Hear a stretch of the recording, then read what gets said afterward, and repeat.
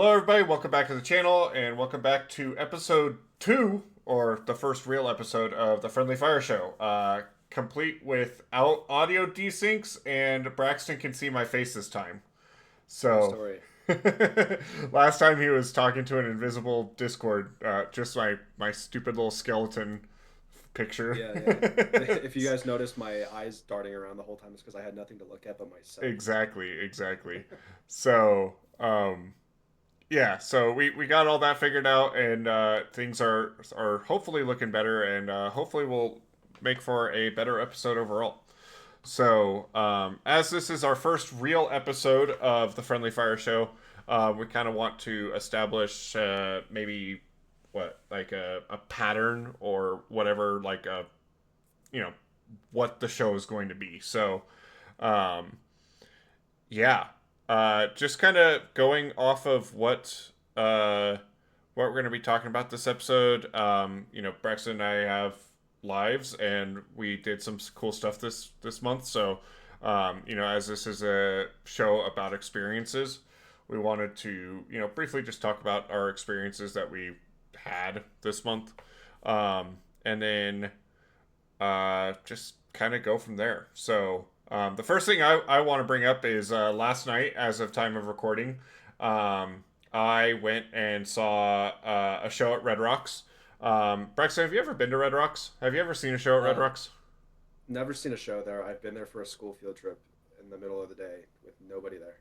I forget you're That's also a what's up. native, and like they do your like high school graduation there. Not yours specifically, but No, they we didn't do. do that. We did Yeah. some of them, yeah. But which is insane to me. Like mine was done at a rival high school that we did our graduation at, and At like least mine wasn't that lame. exactly. I think now they do like their graduation at like the stadium. We have like a football stadium in my well, not really hometown, but whatever. But so you get some grandeur to it. But no, I went and saw Alesso. Alesso is a Swedish DJ and producer, and he's been doing this for about 15 years now. So I'm a big fan. Alesso is actually kind of what got me into EDM to begin with, was hearing some of his songs way back in 2015. Um, and yeah, I saw him last year, and it was a great show, but it was like on a random Tuesday, and there was maybe like half of Red Rocks that was filled up, and that's what I expected this time, but nope. It turns out a rave on a Saturday night, place was packed. Like I had such a hard time finding a seat, everything like that, and but it was just an amazing show. He brought out Martin Garrix. Are any of these names making any sense to you, Braxton? Alesso, No. Martin Garrix. Okay. Well, Martin Even though Garrix I is have like heard a those. yeah. Martin Garrix is like a pretty big name in the EDM scene right now. Um, and he just had his first Red Rock show last year. But it was really crazy. Like Alesso brought out Martin Garrix. They did a couple songs together, and then the other really big thing was Alesso. I mean, a lot of like raves and everything will play a few songs that aren't by them, like that are just like traditional EDM songs. Things like Daft Punk's "One More Time." You'll usually hear like "Levels" by Avicii once. There's a few Empire of the Sun songs that'll play, but there was actually like not really an Avicii tribute, but he did perform a Avicii song, completely like not cover or anything like that, just like the whole Avicii song, and it was actually my favorite Avicii song. And people who have watched my most recent video on my album review of Avicii know that Avicii's my favorite artist. Got his name tattooed right there. It's mirrored right now, but um, anyway, it was a really cool time. Um, I can't recommend it enough. It, we will be going to Red Rocks on this show at least once, unless Braxton decides to go to a Red Rock show before then. But he will. There will be a recommendation to go to a Red Rock show, Yes. sometime maybe next month. Who knows? Who knows? You're gonna have to give me an artist I like, because I'm scared to go alone. Yeah, it's going to be AJR. With no expectations. No, no, no! Don't do that. Speaking of artists that Braxton really loves, enjoys, and agrees 100% politically with, Braxton, do you want to address your love for Kanye West since you didn't really address Yes. it on the last episode? Yeah. I was rewatching the episode the day it aired, and we get to that part where I'm talking about Kanye West, and I realized I never denounced his political stance at all. I said Vultures 2 is pretty bad. And that was about it for my disdain on Kanye West. I wanna go back up and clarify really quick that he's a I horrible agree guy. 100% with everything that he's ever said. No, almost, but not quite. Quite the opposite, actually. Um, but yeah, no. I was rewatching. I was like, holy shit! I forgot to say that I do not support the anti-Semitism and racism and all the shit he's done. That's horrible. So I'm saying that I'm coming out and saying that now that I do not agree with Kanye West as a political figure, but I do like his older work an awful lot. You know, Nice save. separating from the Nice save, buddy. yeah. Really needed to get that out there in the world. Yeah, I remember I was editing that video and I was like, yeah, this is really funny that you just like talked about Kanye West and how Didn't he's say your second anything favorite about it at artist all. and everything, and you're just like, not one time where you're like, yeah, I don't really see eye to eye with him. But I like to separate the art from the artist kind of deal. Yeah, well, I figured it goes without saying, so I like didn't say it at all, and I was like, wait a Yeah, minute, I should probably just clarify. casually two white guys, hosting a podcast. No, we are the target demographic to be as racist as possible. That's a true story. But we're And not. yeah, we're one of us isn't. We'll let the comments decide. Me, I'm the one who's not. This dude on my right. Well, see, the best thing is you're on the wait. Damn it, never mind. Actually, no, you have it so right. it did You work. have It did work. you have it right. You have it right. I All right. don't look like an idiot. Yeah. Doing that, but not this time. So Braxton, you went and saw Lionel Messi live. I saw Yeah. Alesso live, and you saw Lionel Messi live. Why don't you tell us a little bit about that? Yeah. So, little fact about me. I played soccer my entire childhood. So, basically, the day I was old enough to run, I was kicking a ball. Um, because my brother played soccer, and so obviously being a little brother, I always wanted to be just like him. So the moment he started playing soccer, I wanted to play too, and I played all through elementary school, all through middle school, all through high school. I don't play anymore, Mm-hmm. um, but I've kept up with the competitive scene and like the you know.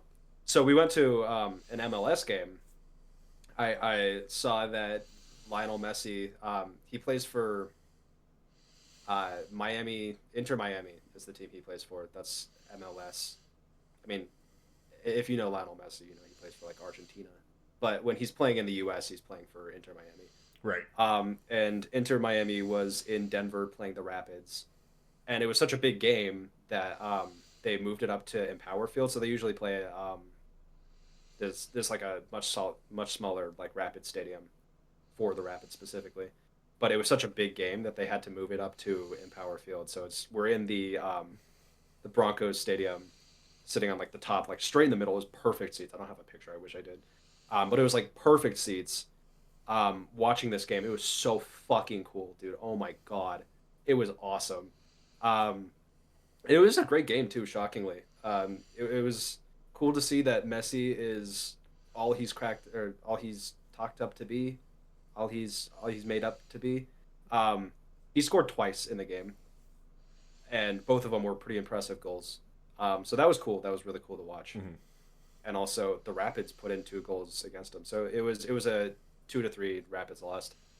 But we put in 2 goals, and it was super hype. Okay. Um, Is yeah, so as somebody that doesn't watch or has never watched any kind of football, um, just say soccer, man. Just say soccer. we I think our boss would absolutely hate if we called it soccer. No, no, no. He calls it soccer. He Oh, doesn't like it. really? He's Yeah. Americanized too, huh? Our boss is a Hmm. is a very incredibly French man. Yeah. Very, very French. But anyway, is 5 goals like is that like a high or is that like an average number of scores in a game or That's a high scoring game. as a high Usually, it's scoring game?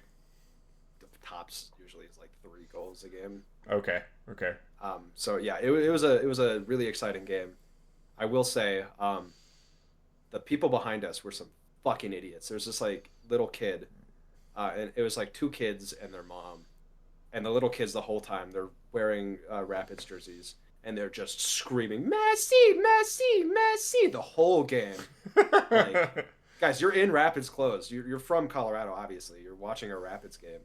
Um, so they're screaming Messi, and then the mom is like, "No, no, we don't cheer for Messi. We cheer for." And then she says, "Go Nuggets, go Nuggets." Wrong team. So I'm here with my brother, and we hear that from behind us, and I like just stare at him and like loudly laughing. Like, I'm sure she knew we were laughing at her, but like, my God, it was so funny, dude. It was really really Oh, funny. that's really good. Yeah, and the same kids at the end of the game. So it was like tied heading into the final 10 minutes, and in the 81st minute, Messi puts in a goal. And I'm with my brother. We're getting the Dippin' Dots because that's a necessity at a sports game. Oh yeah, The yeah. Dippin' Dots. So we're getting the Dippin' Dots, and we miss the goal. Messi puts in the goal, but as we're there, like we're in line, and there's this group of kids taking a picture with the Rapids mascot who just like happened to be there. Hmm. So they're taking a picture with the Rapids mascot, and then there's a TV like on the wall so they can see the game while they're not like in front of the field. Right. And Messi puts in a goal, and they're taking a picture with the Rapids mascot, and they just start screaming and run away from the Rapids mascot, who they're taking a picture with to cheer that the Rapids just got scored on. The the irony was beautiful to me. It was so funny. That is great. It is insane because like I don't think that there is. I mean, maybe Tom Brady or something like that, but I can't think of like somebody in a sport that has as much presence as Lionel Messi. Like you could argue LeBron James, but like there are a bunch of basketball players that are celebrity status. That's fair. I as somebody that has never watched soccer or anything like that, I could not name a single other soccer player, but I could That's fair. name Lionel Messi. You know, That's fair. and I, And I I'm and I'm sure like, that maybe I'm just a little under a rock. When it comes to soccer, because I'm sure that I've heard other. I mean, I have a fucking. Actually, I have it right here. I have this. This is a Yu-Gi-Oh card that they did in collaboration with soccer. Um, that's pretty cool. and yeah, I forget what the collaboration was, but anyway, it's like a soccer player that like chose this card to be his card, and then there's a token with him on it as well. But anyway, like I know that there's a. I'm probably just a little ignorant to it all, but it is absolutely insane how like head and Yeah. shoulders above everybody else Lionel Messi is Oh as yeah, far for as sure. popularity is. For sure. And like for good reason. Like I said, he's not just hype. Like he put in 2 goals. And obviously this is like I think comparing the Colorado Rapids to Lionel Messi would be like I feel A high like school team I'm versus LeBron James. I'm closer in skill to the Rapids than the Rapids are to Lionel Messi. Um, which isn't saying much because I played all through high school. Like I know exactly what's going on in the field the whole time. But like, let's broaden this. Actually, I'm closer to the U.S. men's national team than I am to Lionel Messi. Um, but like, it was really cool to see him play. And then, he's a huge draw. He was the reason they moved the game up Oh yeah, uh, 100%. in Power Field. Um, but it was an MLS record. There was like 75,000 people in attendance, I think. And it was Wow. like the second most attended game in MLS history, which is super cool that it Yeah. happened in Denver, Colorado, and it happened at the game I was at. That is really crazy. I Yeah, remember a few years ago, the Portland Timbers, which is the MLS team from Portland. They were in the finals. Um, and it's like the only time that a Portland team has ever been good. Like the Blazers have like kind of flashes in a pan every once in a while, but for the most part, like a Portland team, we have a basketball team and we have a soccer team, and both of them are just like middle of the road or like barely make playoffs. But this one year, Yeah. the Timbers were in the finals, and it was so hype. I remember we put it on like at the place I was working. We put it on these giant screens, and like people came in and like watched it, and I was like, I didn't even know that there were that many. But Timbers games are super fun. I got to work at the coffee shop in the Timber Stadium a few times, and it's a blast. Like, Cool. I mean, live sporting events, like even if you're not a fan of the sports, like can be so much fun. Oh, for sure, for sure. I would definitely agree with that. I mean, I've been to NFL games, NBA games, and I don't really know as much. Like, I don't know the sport as well as I know soccer. Mm. It's still just a blast. Actually, I think the best way to liken this up to is that you could go to a Colorado Rockies game and have fun, even though they fucking blow. We don't have a baseball team. We just have a really nice bar. Yeah, exactly, exactly. It's you're watching the circus Yeah. instead of a professional baseball game. Yeah. Although that said, while we were there, the the Rockies played same time, like actually same time as Oh the wow. Rapids game. So yeah, Yeah. Denver was hopping. There was a playoffs game, Nuggets versus Timberwolves. Mm-hmm. There was the I think it was the Dodgers. Pretty sure it's the Dodgers at the Rockies Stadium. Okay. And there was Inter Miami with Lionel Messi. Right. So downtown Denver was fucking hopping. Oh yeah, I'm Um, sure. but the Rockies beat the Dodgers, which is crazy I mean, because a broken clock is still right twice a day, you know? well, okay, here I'll say that, but hold on. Let me do some googling really quick. I don't want to sound like an idiot when I speak here. Mm-hmm. So I wanna do some research first. Well, it is kind of crazy because like Denver sports has been on a tear this year because we have Oh, like the Nuggets are in the playoffs and you know they're doing well. Like the Broncos were randomly like really good this year. And then like the Avs are like the favorites to win the NHL as well. And so like there's all this cool stuff going on. um, so yeah, about the Dodgers, they literally are coming off of winning the 2025 World Series Oh yeah, versus poverty ass like yeah. dirt rank Colorado. The Rockies. versus your son's little league team. T-ball team would win. No, but yeah, it was a great time. I do love going to sports games, even the ones I don't know as well. Hmm. So I don't know. I think the thing about going to a professional soccer game, knowing the sport inside and out, is that I can see exactly what's going on Hmm. and be able to assess exactly what was a good play and why it was a good play and what plays they need to continue making good plays. Yeah, I can see I that. find a lot of enjoyment. Yeah, it's a lot cooler to be able to see it and be like, it's like this is a great comparison. Like in the Lego Movie, when Emmett comes back after learning how to be a master builder, and all the Mhm. pieces start like flying to him, and he's like, "Whoa, I can Oh see yeah, it now. yeah. I see everything." That's what it's like.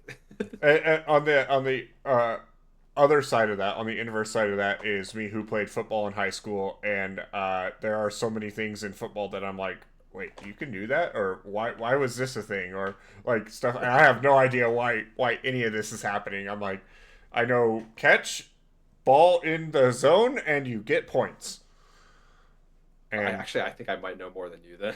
yeah, It's crazy. I never played football. yeah. I So never even played it at recess, dude. Never even played it with my friends. That's yeah, not true. I used to play. so Used to play two-touch football. oh yeah. So yeah, that's my rapid story. Nice. Yeah, sounds like a good time. And kind of ending things off here. I went and saw Project Hail Mary. And I've been telling Braxton like since I saw it that he needs to go see it. And big recommend. I think it's sitting. I don't know. Like, let me look it up right now. I'm sure that's still like above a 95% on Rotten Tomatoes. Um, I don't think it's a hot take by any stretch of the imagination. To It is sitting at 94% on Rotten Tomatoes right now. That's really Um, good. yeah, but I don't think it's a hot take to say that the movie was good. I love space movies. This is just right up my alley. I like Ryan Gosling. But not I don't want to talk too much about it because I don't want to. It's still relatively new. Braxton hasn't seen it, and a bunch of the audience probably hasn't seen it either. But definitely go watch it. I think it's a great movie. And what I thought was really cool about it is kind of how small the cast is for this movie. Like this strikes me as like there's a bunch of CGI in it, definitely. It was probably like a decently budgeted movie, but it's already breaking records as far as like how much money it's making in the box office and stuff like that. I think I read an article today that said it was the 114th most or biggest movie in science fiction or something like that, which doesn't sound too crazy until you realize how like those are all the Star Wars movies as well and stuff like that. So, um, Yeah. it's big recommend. It was a good time, and what I will say as well is like it has like a 2.5 hour runtime or something like that, and it flew by. Like I love movies that are like that. Interstellar's like that, and Braxton will be getting a face full of space movies in their near future. Maybe next month. We've been talking about that. We've been talking. So, If we're gonna, am I interrupting now? If I no, no, no. say something else, a completely No, different go topic? for it. Okay. I don't want to derail our timing too much, but if we're talking high-rated things that you can watch, with space in them, Invincible season 4. Have you started that yet? No, no. My goal was to watch it, all of it, by the time that we did this, so we can have a in-depth discussion about Invincible season 4. But it was between finishing the recommend or Invincible season 4. And then what ended up happening was I got off work on Friday when I was like, okay, I'm going to marathon Lies of P and then maybe sit down and watch like 2 or 3 episodes of Invincible. And then I took a 4 hour nap. And I had to basically Happens. like, oh shit, I need to get Lies of P done because I have a rave tomorrow night. and then So and what then happened after the Braxton. poop flood? Yeah, exactly. After the poop flood, Braxton and I's work flooded yesterday, and Yeah, it it was sewage. You said it wasn't sewage. It was sewage. I know it's the was grease trap, but it was a grease trap, backed but up. it had nothing to do with like our toilets or anything like that. The boss said the No, but it toilets were like not affected. well, the toilets weren't affected, but like, didn't it still have like septic tank water? Like it smelled like septic tank. No, no, that's just grease trap. That's just a grease trap. It just It smells like really bad. sewage. Yeah. It was really gross. I felt bad for the girls up front who had to work an I entire mean, shift. you mopped it up for like an hour, brother. Yeah, I was. I was really. I was there with just armed with just my mop, holding back the poop flood or whatever. And I'm gonna keep calling it a poop flood even if there was no poop in it. Yeah, But yeah, yeah. I was I It was smelled like nobly shit. holding back the avalanche. It was terrible. It was a terrible time. But no, after the poop flood incident, I went to the gym and then I was like, oh, I'm not gonna get a lot of sleep after the concert, so I took a 2 hour nap before the concert, and then by the time I woke up, out the openers had already started, so I was like, I gotta get to Red Rocks. So I see. yeah, I see. I still plan, probably tomorrow and Tuesday I'll be able to start it. By the time the next episode comes out, I will have watched Invincible season 4. So we will be having a discussion about it next month. Yes, I do want to talk about it. But Braxton has already said that he big recommends it. Do you think it's the best season yet? I'm conflicted on that because the finale is a great episode, but not a fantastic finale. I think once season 5 comes out, and it's not like the final episode you're watching, like on a rewatch or when there's more episodes after the season 4 finale, I think it's going to be much, much better. Okay. Okay. Um, I also big complaint. A lot of people have it. The animation, uh, it's it's a little choppy. Like, I think the problem is not the animation itself. It's the fact that because it's choppy, it makes it where the choreography has to be a lot more limited. Mm-hmm. So a lot of the like fight scenes and the action sequences feel really disjointed. That's not to say that there's not really good sequences in season four. There definitely is. In fact, I think the two of the best sequences in the show are in season four. Mm-hmm. But relatively speaking, I do like a well choreographed fight, and there's not too much of that. Like I Interesting. thought, yeah, I thought the conquest episode in season three was way like I thought that was the peak of Invincible's fight choreography. Mm-hmm. Yeah, I So have heard that they as a studio have been trying to turn around the seasons more and mhm. like put them out more often, so they have like lowered the animation budget, and thus it's like the animation has taken a significant dip. Yeah, and I will say though, I don't want to sound like the fan base, the rest of the fan base, because they're fucking insufferable. They As all complain about as how everybody, horrible. every fan base ever. True story. The thing about Invincible fans is that they fucking hate Invincible, which is so stupid. So like they'll always be like, "But it's only four animators," and it's like that's just not true. There was one of the compositors, one of the people from the compositing team, like commented on one of the like a video talking about the animation, and they were like, "There's only four compositors, which is why there's not like super nice looking lighting in the episodes." Because that's what the compositors do, and again, they're sticking to how I think it's Robert Kirkman. I think the showrunner gets to decide what the end product looks like. Mm-hmm. So they don't want to go like over the top with it. But there's four compositors, and a lot of people who have no idea what they're talking about, who are fans of the show, saw that and thought it meant there's only four animators, and that they cranked out like that's probably like I want to say 10 hours worth of animation in a year, and they're saying it's poor animation. If that was four people doing that in a year, that would be fucking crazy. Yeah, seriously. So I want to use this platform for however many people we reach to say that there's not four animators, and I hate Invincible fans for thinking that. They piss me off. Clip it, clip it. Braxton hates Invincible. Right there. Yep, yep. Out of context is exactly how I want it to be. Yep, yep. No, I'm kidding. I fucking love that show. It's still super good. Don't listen to the fans. Yeah. What I thought was crazy is when I went to Vegas and I was carpooling, one of my buddies would not shut up about Invincible season 4. And I was like, it can't be that good. Braxton has not been obnoxiously berating me to watch it yet. And then I Okay, just to be found out fair, I that you were only just saw doing me a favor.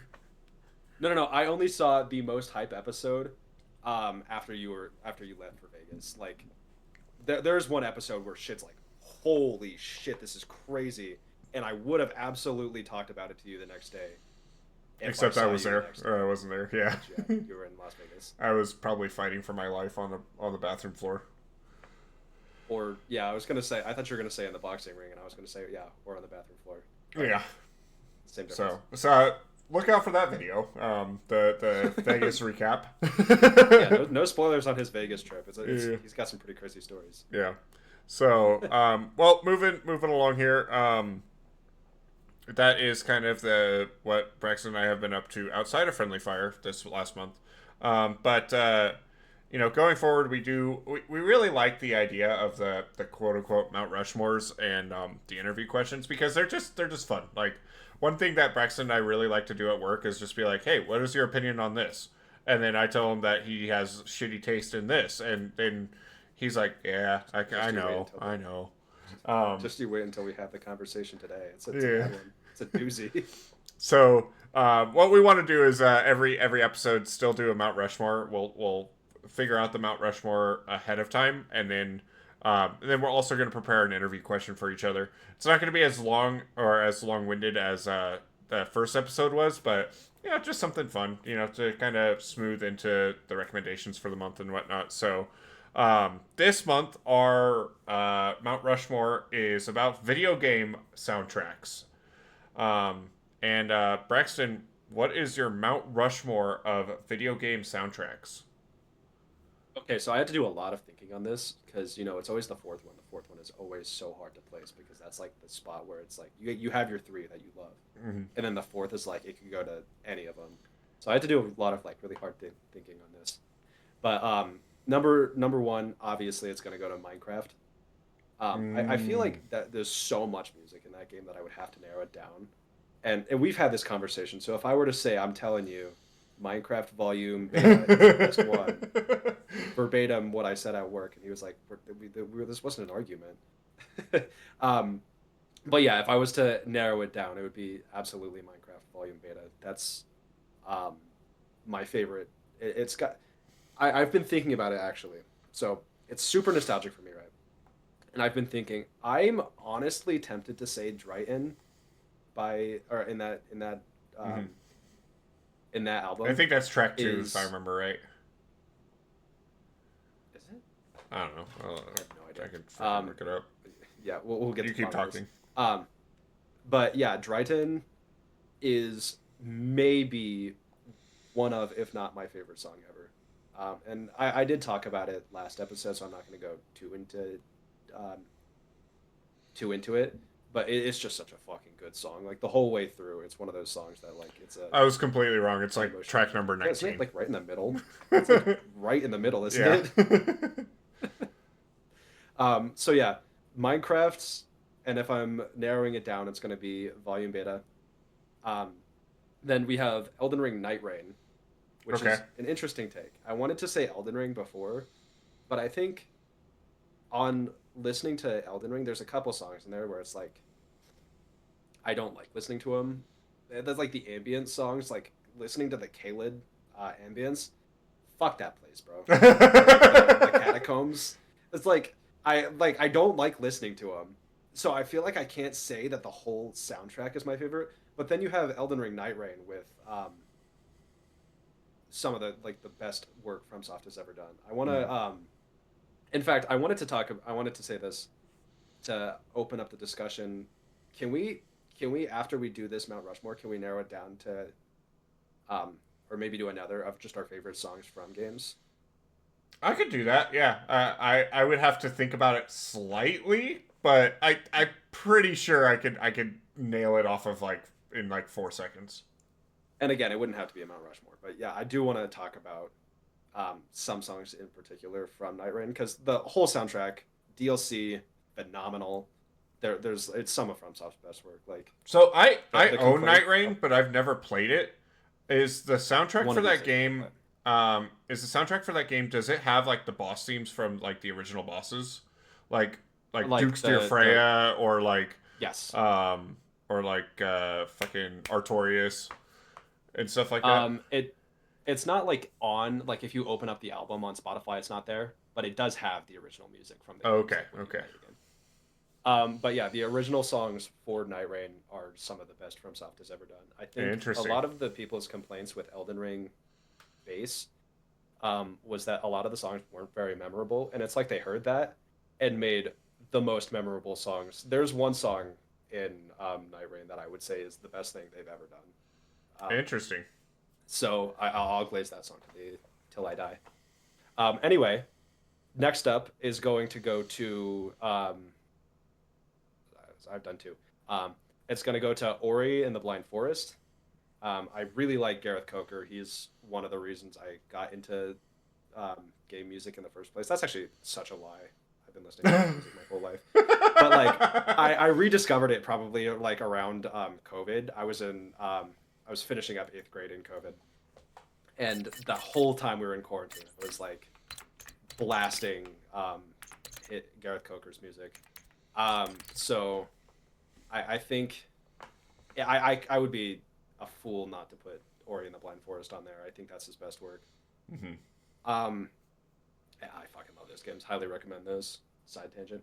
And then fourth, I think this is tricky for me because it could go to The Legend of Zelda Majora's Mask. It could go just as easily to Ocarina of Time, just as easily to Twilight Princess, and just as easily to Ark Survival Evolved. But Ark is also composed by Gareth Coker, so I can't do that, right? But then also 3 Zelda games. Which one do I choose? So I think I would probably say Majora's Mask, just Interesting. because the Song of Healing is so beautiful, You know, and also the rest of the story is so good. I was not aware that you were such a big Zelda fan. Like you talked Oh, about like Twilight Princess being on your Mount Rushmore, but like that's just a fucking phenomenal game. yeah, yeah, I yeah. was not That's aware like of your game here that you were an actual like big Zelda fanboy. I should actually go into depth on this. The Legend of Zelda. Which one was it? I think it was A Link to the Past. Was one of the first story games I'd ever played. So I like had my Wii, and we would play like Mario Galaxy and stuff on it all the time. Fuck, that's another good soundtrack. Shit. Do I give the placement to Mario Galaxy now? Anyway, sorry, side tangent. Um, my dad, like, he got the Wii's built-in emulator, and he got A Link to the Past on it. So I played A Link to the Past a lot, and I really liked that game. And because I really liked A Link to the Past, he was like, "I'm gonna put you kids on Twilight Princess." So he dug up the disc for Twilight Princess, and I played that with my brother, and it was great. And then we played Skyward Sword. Um, and Breath of the Wild came out. I loved that game. Tears of the Kingdom, I was disappointed by, but still fun. It's just, I think Breath of the Wild and Tears of the Kingdom are not good Zelda games, but they're really good games. I don't Okay. know. Actually, I have so much I could say about Tears of the Kingdom. I was disappointed by that game. Breath of the Wild is definitely not a great Zelda game, but a fantastic game. There's well, one of these days I'll have to go into like super in depth on why I hate Tears of the Kingdom, but that's gonna be like that would be like a 50-minute Well, discussion. I'll That game give you pissed me the off. cheat code, Braxton. I own Breath of the Wild, and I have maybe spent an hour in it. Yeah, because it's not a good Zelda game, and also you don't like open world. Yeah, I but think like I bought it to give it a good healthy shake, and it bounced off me. But I mean, you know, if you're like me planning the next 14 months of the Friendly Fire show, like that is easily something that you could throw at me. I could do that. I don't know, because the thing about Breath of the Wild, right, is that it really is a good game, but I don't know if it's like a game that I would just want to like put you on because so much of it is good because it's an open world. You Hmm. know, I feel like you would bounce off because I you don't mean, like open one of world. my That's totally favorite games fair. of all time is Cyberpunk. That's true. But Cyberpunk, there's like shit to do. You know, there's like quests, there's like side quests everywhere. You know, Yeah, there's all kinds of gigs and stuff. Um, Not a whole lot of that in Breath of the Wild. A yeah. lot of it, a It's lot of the fun from that game comes from discovering the new places, and that's exactly why I didn't like Tears of the Kingdom because they reused the map. Except instead of doing anything new with the map, they added a carbon copy of the game world below it.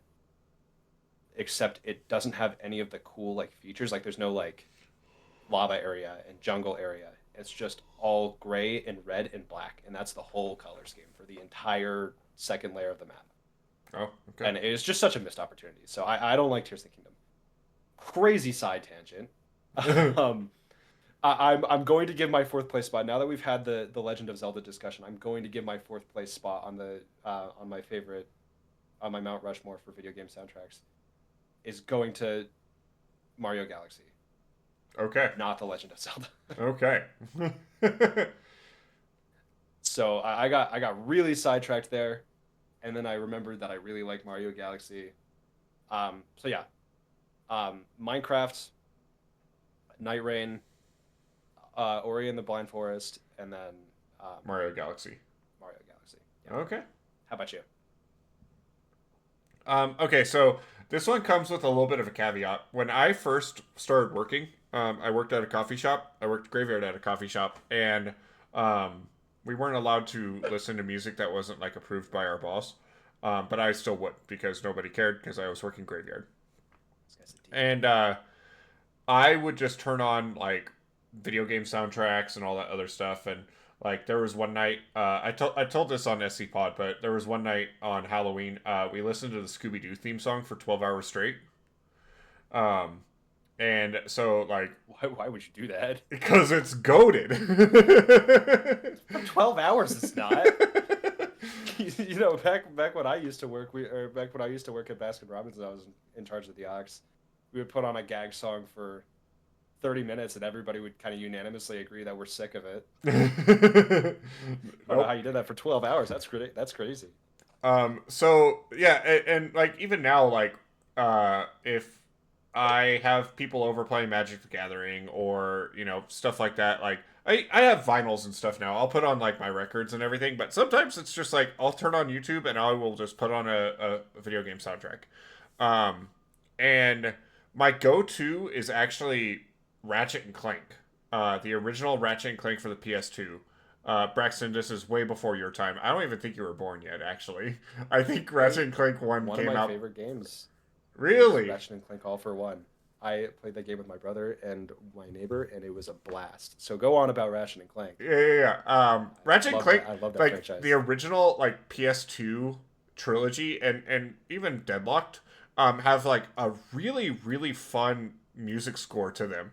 Um, it's a little bit like the ambience, like it's all these funky like sci-fi like groovy songs, and each like really paints the world in a different way. The whole gimmick with Ratchet and Clank is like you go planet jumping and stuff like that, and each of them have like this whole unique feel based off of the song itself. um, Yeah.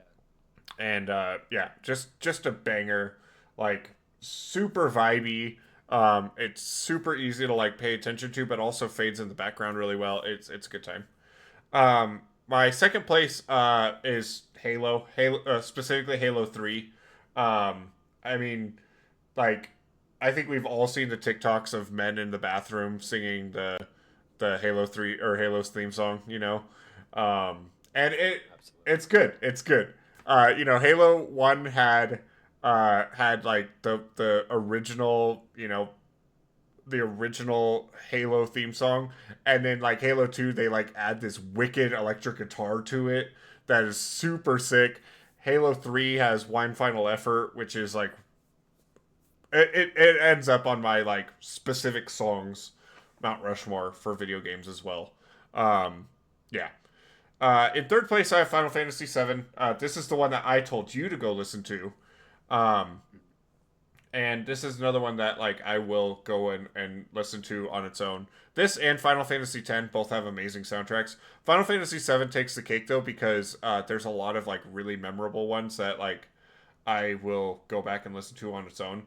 Specifically, the boss battle theme is really good, with another wicked electric guitar in there. Cosmo Canyon, the Turks theme, Eris theme, stuff like that. They're all like just really good like standalone songs. And then in number four, I actually changed this one while you were talking because this was originally going to be Dark Souls 3, because this is the only Dark Souls 3 is the only soundtrack I actually own a physical copy of. Um, That's cool. and That's nice about that. yeah, I own the physical copy of it, and then I also listened to it a good bit, like the Abyss Watchers, Dragon Slayer Armor, things like that. They're all really fun songs and everything. But I have to give credit where credit is due and say Crash Bandicoot is my number Oh, four. that's a good take. It has the like original Crash Bandicoot theme is just it's so good. And the variations they do for it on games 2 and 3 are just also phenomenal. And yeah, again, those are just all four of those songs are like or soundtracks are ones I will just turn on just in the background while I'm like editing videos or something like that. And yeah, I've tried like the Persona 5 soundtrack, because that's like the streamer choice, but it didn't really capture me the same way that some of these other ones did. So yeah, Yeah. Ratchet and Clank, Can I ask you? Halo, Final Fantasy VII, Crash Bandicoot. That's a good list. For Crash Bandicoot, for that like the main theme. Yeah, Have you heard the the Trap I remix. don't want to call it a no, I don't want to call it a remix, but somebody took that and replaced the beat of Family Ties with the Crash Bandicoot theme, No, I have not and seen it this. syncs perfectly. I implore you to look it up like right now. and give it a quick listen. All right, If live on that the messes air. up the if that yeah, if that messes up the podcast, we don't have to do it. But I Okay. implore you to check it out because it's fucking sick. Search up Bandicoot Ties. Bandicoot ties. Yeah.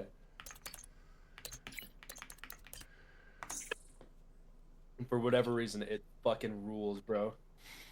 Crash Bandicoot ties. This is a Crash baby Bandicoot. I Keem. haven't seen that one. Yeah, a baby Keem one. Yeah. Yeah, it's Baby Keem and Kendrick Lamar. Um,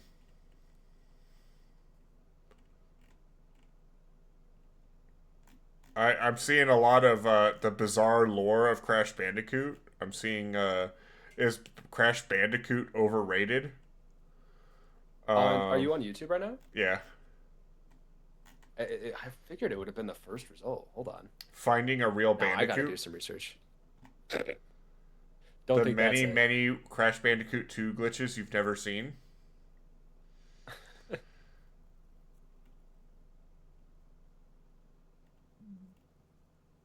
Side tangent as well. When Crash Bandicoot was like meme of the month with like the whoa, that's it's like top 10 memes for me. I love that so much. Uh, absolutely.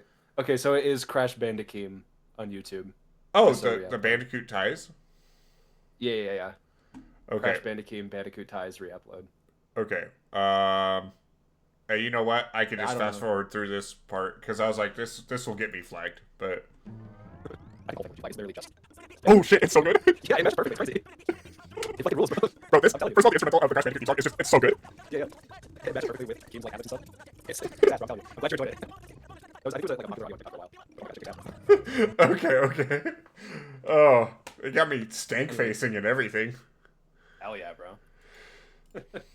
Adding that to a playlist right now. Hell yeah, bro. All right. Do you want to real quickly just try to fire off like Mount Rushmore video game songs, or do you want to save that for a future one? Let's do it right All right. now. Okay. Number one, Caligo Miasma of Night from Elden Ring Night Rain. Shit fucking kills, bro. Oh my god. Fuck, I have this. Just lost it. Dude, I just totally lost track. Um, it's Wind is Howling at Kavi Cave, I think is what it's called. From Mario and Luigi Bowser's Inside Story. Mm-hmm. Love that. Song of Healing, The Legend of Zelda Majora's Mask. Beautiful song. That's one of my favorites. And then what the fuck was I thinking as my last place? I have everything else. What was it? Um, uh, Lawrence the First Vicar from Bloodborne. That's a pretty Oh, good one. yeah, that's a good one. That's a good I one. do really like that one. I mean, FromSoft always kills it with their soundtrack, so like, I feel like kind of basic by saying two FromSoft tracks, but they just kill it with their soundtracks. So Yeah. Mine easily my favorite video game song of all time is Green Hill Zone from Sonic.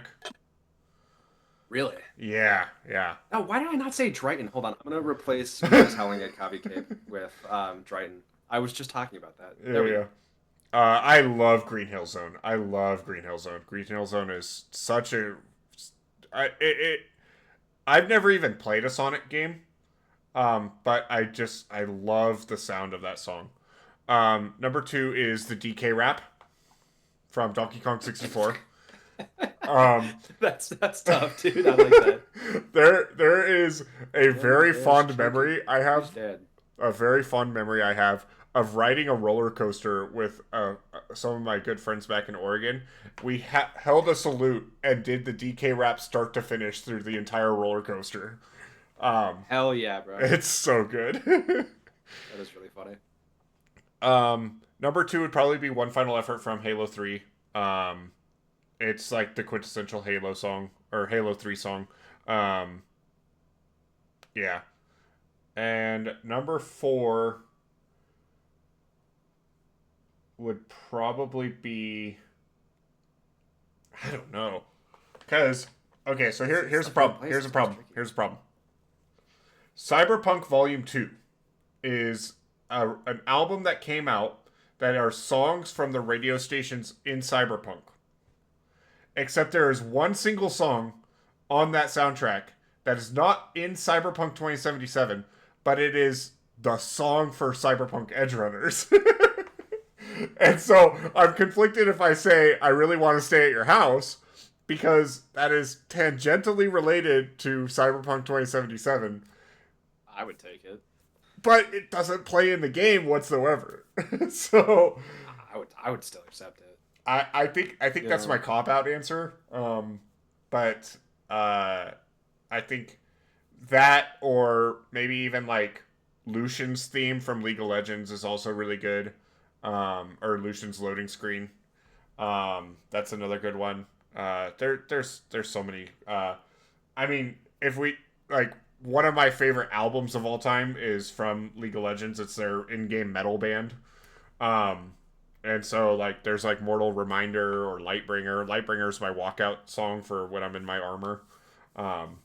Which is such a metal as fuck song, like, or name of a song to do a walkout song to. Anyway, yeah. Green Hill Zone. No, One Final Effort, DK Rap, and take your pick of what other tangentially related song I can put in there. I think it would work. I think a lot of the songs in Edge Runners were good enough that if it's related to 2077, I think you're fine. Yeah. Have you finished Edge Runners yet? No, I haven't. I don't have Netflix anymore, so I can't actually watch it. Brother. I was looking back on it. I got to the episode, spoiler alert, I got to the big, like, major character death. The first one. Which one? Do you want me to spoil it? Because I know there's a lot. I've watched it. There's a lot. I've watched it. Well, okay, for the fans, for the people listening. If you haven't gone and seen Edge Runners, go fucking watch Edge Runners. Stop watching this. This is not going to be as good as Edge Runners is. Edge Runners is the and then come back. Edge Runners is the best show I can't recommend to anybody. It's the song that when Maine dies, what was it, like Ugori Zurawi or whatever? Mm-hmm. That song is fucking awesome, bro. That one kicks ass. Yep. We talked when I did the recommend last month, and we talked about Cyberpunk 2077. I talked about Record Store Day and how they're putting out the Ronin, which is a record of Cyberpunk 2077 songs from both Volume 1 and 2 that are on this one little thing. And I think that's on there. So I wasn't able to get it, but I've been searching for it. Yeah, because it's a European only release, so it was incredibly hard to find. But that is our Rushmores. So on to interview questions. What's our runtime looking at right now? 53 minutes. So we're making good time. On to interview questions. And Braxton, I want to ask you, and we said this to each other ahead of time, so we don't have to like think about it too long. What is one thing that takes you back to your childhood? Like just like maximum nostalgia, punches you right in the jaw. Yeah. There's 3, so I'm gonna have to figure this out. I feel like you literally just said, what is one thing, and then I said there's 3. Whatever. So it's a conversation topic. Yeah, good point. I've talked about it enough. Drighton by C418 again takes me back to my childhood every time. Or like the first time I listened to it, on re-listening to the soundtrack last year, like that one, like I was in my dorm room and suddenly I was just like a little kid sneaking downstairs to play Minecraft at 6:30 in the morning. Like it was a magical experience the first time I re-listened to Drayton, and every single time I listen to it since, it still hits. So that one. Another one, my mom has this recipe she makes that she actually just taught me. It's like this pepper steak recipe, and every single time I have it, it's like brings back. I feel like Anton Ego in Ratatouille when he has Yeah, when he has the Ratatouille and he like has the like whoosh flashback, you know, that's how it feels when I have that. So I'd be remiss if I didn't say that. And then I think the most nostalgic I ever get is thinking about um like 2017 2018 Fortnite. And again, this is just because of like the age I was when Prime Fortnite was happening. Right. But I was like, it was such like a formative year. It was like sixth grade for me, so I was like, everybody was talking about it because I was like the prime age to be a Fortnite fan in Fortnite's height. Mm-hmm. Um, so I was like sixth grader. Everybody in the halls is talking about Fortnite. You could be the coolest guy in the class by doing a fucking Fortnite dance in the hall. And I was, for the record, I was doing the Fortnite dances in the halls. I was that kid. I And mean, as so embarrassing as that is to admit, uh-huh. it is true. I'll admit it. Hey, you know what? Okay, okay. You know what's worse than being the high school kid doing Fortnite dances in the hallway is being the 24-year-old working at a coffee shop doing the Fortnite dances, which is what I was doing because I've never played it, but the dances were fun to do. That's fair. Hey, let's just go back really quick. I was not in high school. That would be way too old to be doing Fortnite dances in the hall. I was in sixth grade. I was 12 years old. So like, you Yeah, know, so I was 24, doing the backpack kid dance, the fucking floss and shit. yeah, exactly. Um, it's an adequate age to be doing Fortnite dances at work. Um, but yeah, no, I think sixth grade, seventh grade, um, um, Oh. yeah, for all our visual watchers, I just did something really funny. Um, I think that was just like prime life. Like Mm. that was like everything was still super exciting and new, and you're still like a little kid, so it's like you're not bogged down with like adult responsibilities and adult thoughts. Mm-hmm. And like with Fortnite just being as big as it was, everybody was talking about it. Everything was about Fortnite. It was just such a good time to be alive. And like when I look back on it, and like sometimes I like find like old videos that I enjoyed. Like you watch like the epic fails and funny moments compilation number 55. Um, Sometimes I go back to those videos and it's like, oh my God, what a time to be alive. I genuinely like viscerally feel exactly like a kid again watching those videos. It's crazy. So that's my answer for that. Yeah.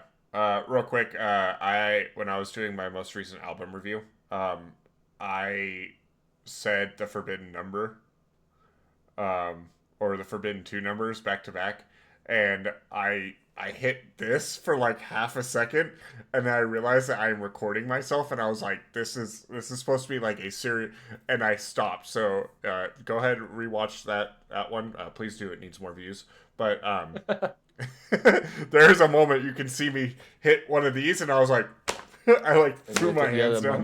you had a moment of self reflection. You're like, oh shit, I was like, what am I there's just doing? yeah, what the fuck am I doing with Pushing my life? 30, hitting the 670 mode. Oh God.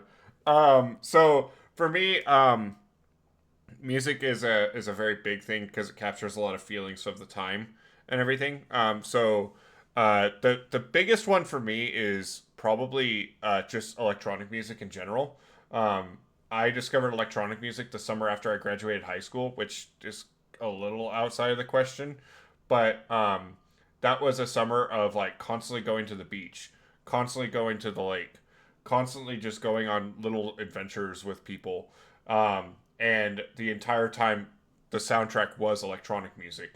And that's why I have such a soft spot for it, especially that era of EDM, the 2011 to like 2017 kind of time of EDM, where it was the soundtrack of like my best years of my life.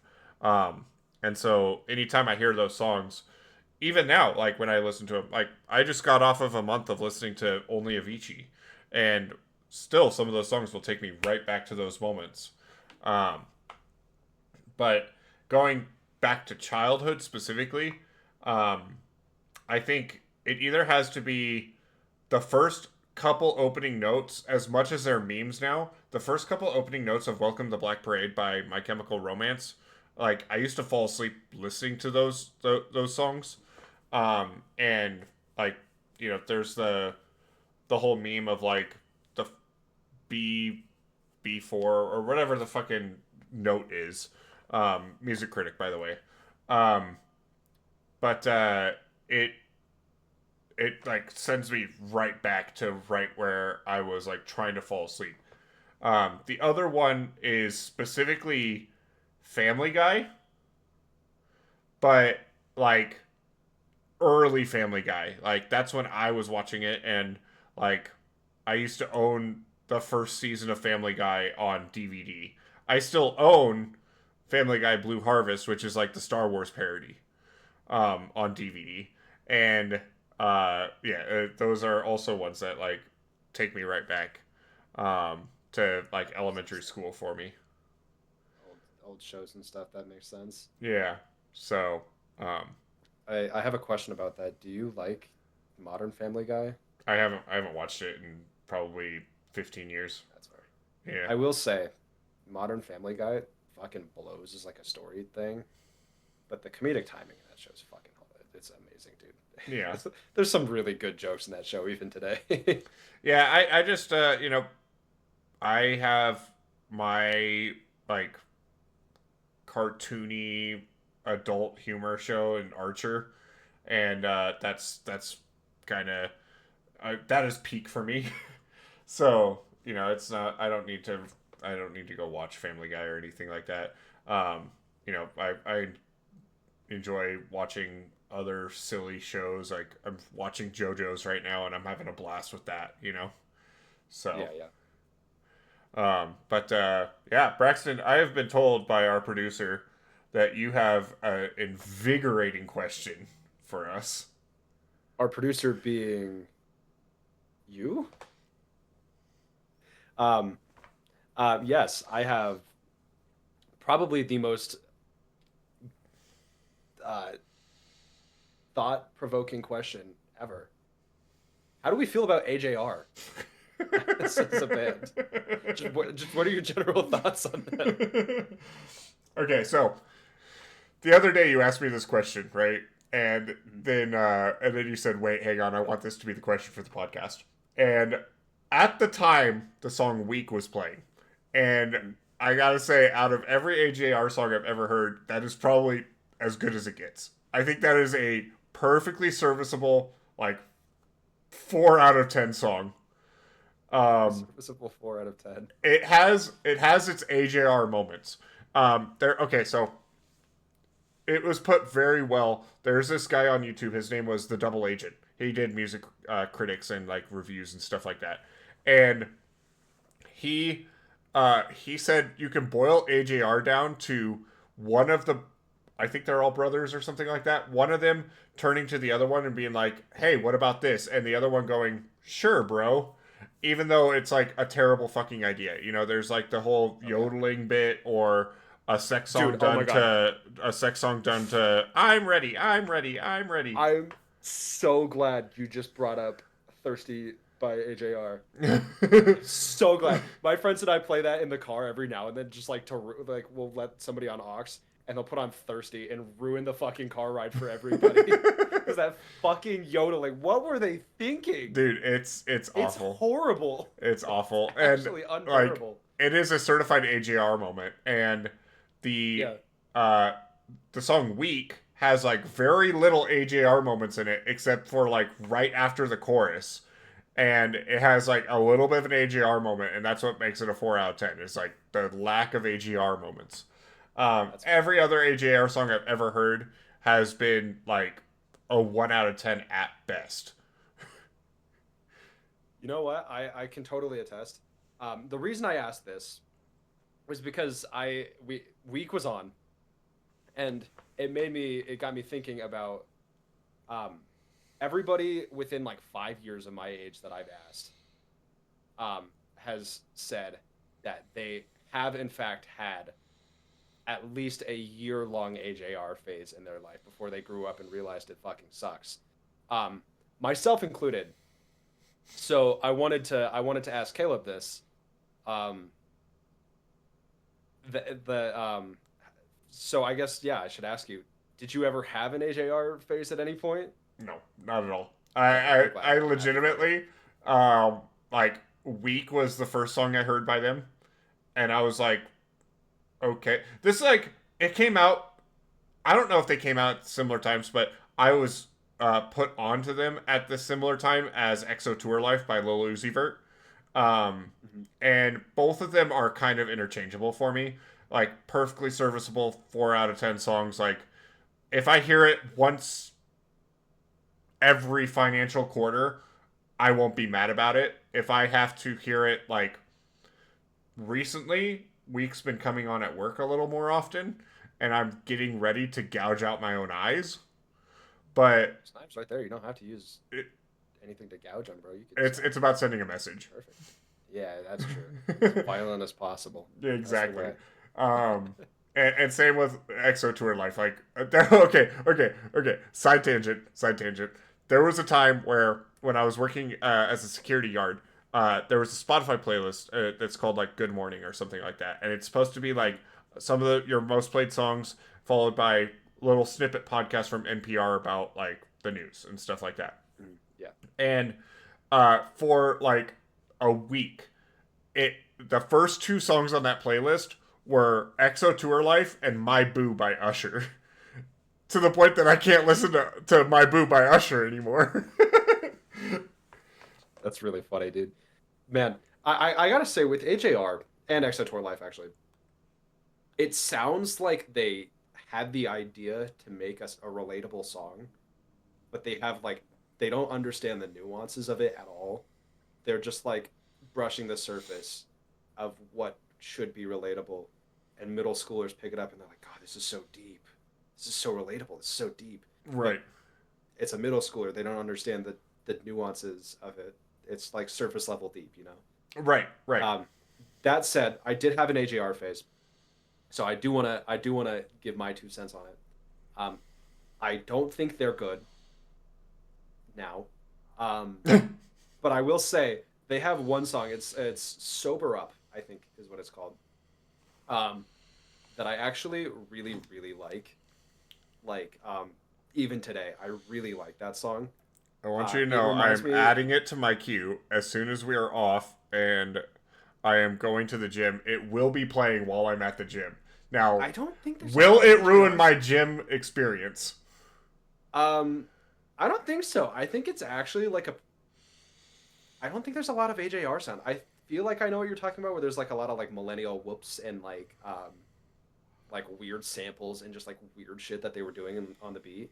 There's not a lot of that. It's just a violin, uh, beat track, whatever you would call the background sound for a music What's it called? melody. Sober Up? Yeah, so bro. Um, Featuring it's Rivers Cuomo. Interesting. yeah, Right. It's added to the it's a good queue. song. It will either And make or break my gym experience today. okay, well, I hope it doesn't break it because you were excited for the gym all day today. um, but yeah, that song. Speaking of what makes you nostalgic, what takes you back to being a kid, that song was always on when I was at the pool growing up. Like we would always go to the city pool, and that song was always on, and so I get like pretty nostalgic hearing that. Hey, you know what? It's actually a really Okay, good song. I I genuinely like. I give kids a pass for having bad taste. I give everybody a pass for having bad taste. I am somebody Appreciate that that. is a vehement like Imagine Dragons like forgiver, and like I will I one of my favorite songs of all time is by Imagine Dragons. Um, and like I'm totally okay with Imagine Dragons. Same with Nickelback, same with Creed, like all these like hated, you know. I grew up listening to Limp Bizkit, Disturbed, um, fucking like all the butt rock of the early 2000s, and you know I still get nostalgic for it. I have Disturbed and Stained and fucking Skillet and all them like on my workout playlist because it gets me hype, and so I have no problem with like AGR being like kind of a soft spot of like it kind of makes me feel like a kid again, you know. That's Yeah. totally okay, you know. I also enjoy that like you can be like yeah, that is some grade A bullshit coming out of these speakers right now. Because it is. But sometimes, one of my favorite artists of all time is Jason Derulo. And every time I'm like playing Jason Derulo around anybody, I'm like, oh god, this is just, it's awful. It's awful. But then I'm like, he's God's gift to music. I don't know what to tell you. Yeah, it's all subjective, bro. It doesn't matter what they think about what I'm playing. Exactly, exactly. And that's the thing about music for me is like, I don't think that there is a right or wrong taste. You know, I will always joke about like, oh, it's okay to have bad taste and stuff like that. But like, realistically, I don't hold you in contempt for your god awful take about. I thought that was like something from my camera. I don't even know where this little black dot came from. I don't hold you in contempt about your really shitty take about Bohemian Rhapsody. You know, that is your opinion. You're allowed to have that opinion. I disagree with it, but you're allowed to have that opinion. Just like how we talked a little bit about J. Cole today, about how, like, I don't think J. Cole's even in the conversation of, like, top 50 rappers of all time, let alone That's a crazy. top 5. That's a crazy take. Top 50? That's like all the popular, like all the famous rappers. He's like at least on Donkey that Kong, list. Diddy Kong, Dixie Kong. This is some bullshit. You're cheating. That is not a good answer, and you know it, bro. There are at least 4 monkeys above him. I don't know if you're allowed to say that about rap. Editor, cut that out. Cut that out.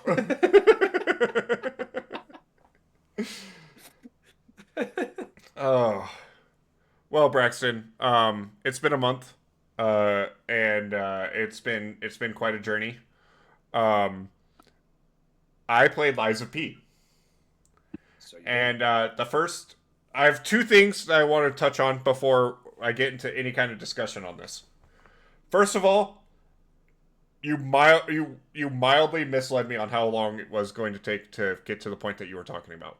You know, funny thing about that is I actually had a different point in mind, and then I realized I was way too far in, so I had to set it earlier. Yeah. I mean, like the thing is the whole like get to this point is to like experience the game, you know, and I think that that is a very fair point to get to. It that cutscene, um, was like a pivotal part, and I think that that is like a I would have said. Because I think that that is actually like the perfect point, and I applaud you for that for not knowing anything about like um, the format or anything like that, because like you're dealing with. We'll get to it. We'll get to that. Um, you said it was like 7 hours in. I played about 14 hours, and I finally got there. And I don't want to toot my own horn. I'm decent at Souls likes, because I played so much of them. I died 8 times, I think, It's in pretty total. good. That's pretty Um, good. and half of those were to really, really, really dumb game decisions. Um, Like, and we'll like talk the about it. projectile enemies. We'll talk about it. The next thing I want to talk about is: did you know that there's a Zoolander reference in this game? What? Okay, so Did I not pick I'm up on this? texting you Friday night, right? And I'm like, hey, Yeah. I just killed the fallen archbishop. Like, is that the point that you wanted me to get to? And you're like, cool. You're like, yeah, that's exactly where I want you to get to. I get to the next Stargazer, this game's version of a bonfire. I teleport back to Hotel Krat, and suddenly, because I hadn't gone back to Hotel Krat since the first boss, Yeah. or since you rescue Geppetto, you know, when you have to go back and like talk to him. Um, so like I did like probably 3 or 4 levels worth of like exploring and everything. I come back to Hotel Krat, and uh, I think his name's Venigni or something like that. Vanini. Vanini. Yeah, yeah. He's there, and I go talk to him, and then there's this little cable car in the corner of his shop, and it had a little thing that you can like go interact with. And Gemini is like talking about it. He's like, What is this? A trolley for crickets? I didn't even realize that. I know. The first time I played the game was before I saw Zoolander, so I guess I just like when I replayed it, I never interacted with that. Yeah. That is so funny. I really wish I'd caught that. I That is flipped awesome. out, bro. I was like, there is no way. It's the perfect recommendation. I literally the That is top of my hilarious. notes here is just Zoolander reference. Because that was That's the so most funny. I important didn't part of know. of this discussion Oh, for me. absolutely, absolutely. Yeah, I can see why. That is hilarious, dude. I didn't know that. You just gave me some new information here. Yeah, yeah. So, I want to talk about. I kind of want to start with the Souls-like part of this, because Lies of P is a Souls-like game, and I think it is a Souls-like game that's done really well. I think that I haven't played too many other Souls-like games because I've really only played Dark Souls. Yeah. I haven't played the fucking Lords of the Fallen. I haven't played that. Oh. Um, you know, Monster Hunter is kind of Souls-like in a way, but it's not. But anyway, so this is like kind of my first foray into like a Souls-like, not an actual Dark Souls game. Yeah, Um, and there were a couple things that were very different, that I enjoy that it differs from a traditional Dark Souls game. Um, I first of all, I also when I play Dark Souls games, I play it probably a little bit different than like how you might play it, Braxton, or how like somebody usually plays it. I don't give a fuck about status conditions. yeah. Oh, me either. So like I don't go try to find out like what a boss is weak to and like try to do anything about that. I don't try to build resistances to things. It wasn't until I played Elden Ring that I ever did anything to like clear a status, and that's because that's the only way you could get across Lake of Rot or whatever it's called. um, Yes, yes. and You could just gun it and yeah, die a couple let me tell you, times. Braxton, I know you love Elden Ring. Elden Ring is the worst experience I've ever had in a Dark Souls game. That game is baffling. That game is I just think baffling how it's so beloved. I would say it's not baffling how it's so beloved. I think the bosses, which is my favorite part of the Souls games, are done really well in Okay. Elden Ring, and that's Yeah, why. yeah, But yeah. anyway, we're not talking about that right now. We can talk about that later.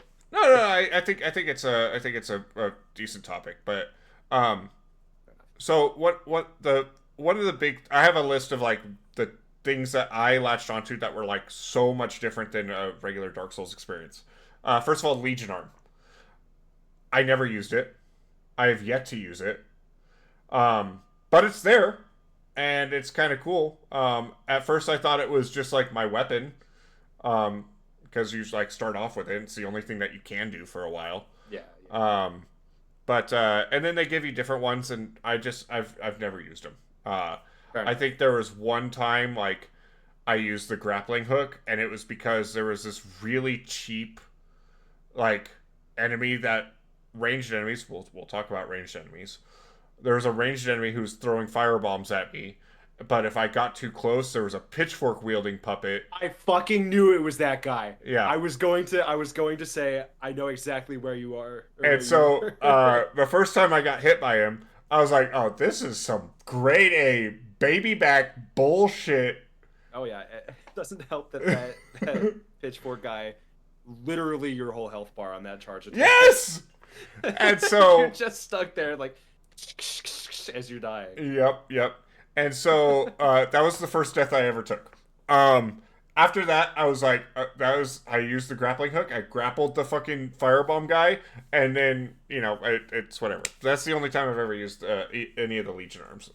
I've kept the electric one on, but like I've yet to use it. In fact, like I think I second tried Fueco, which is like the third boss, or fourth boss if you try to fight the fucking giant guy in the Ironworks.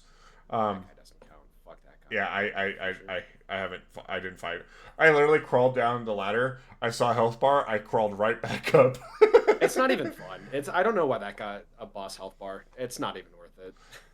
So, but yeah, so the Legion arm is cool. I like it. It's a unique take on like weapon arts. Hmm. That I think is pretty cool. As well, they have Fable arts as well. I think Fable arts are pretty cool. It's another thing that I didn't really interact with too much. It was more of like a desperation thing. Like if I got a boss down to like maybe a sixth of its health, I would just spam my Fable art because I'm like, this got to do a lot of damage. Um, so that was really cool. And then I got a ring that was like gave you more damage the higher Fable art you had in storage, or the higher Fable you had. So that was kind of cool. One thing I did interact with a lot that I really, really, really enjoy is actually the weapon crafting. Um, I like that you have like a blade and a hilt, and then you have some weapons that are just like complete. You know, the one I'm using currently is like the hero sword or whatever it's called. Um, Oh yeah, yeah. and it's like yeah, it's just a complete weapon. But for a long time, I was using like the starter greatsword, and then like the baton hilt because it had a really easy to use like hit animation. Yeah, Um, yeah, and so that was that's really cool, and I like that you have that flexibility. And you know, the more I play this game, the more I really want to interact with that.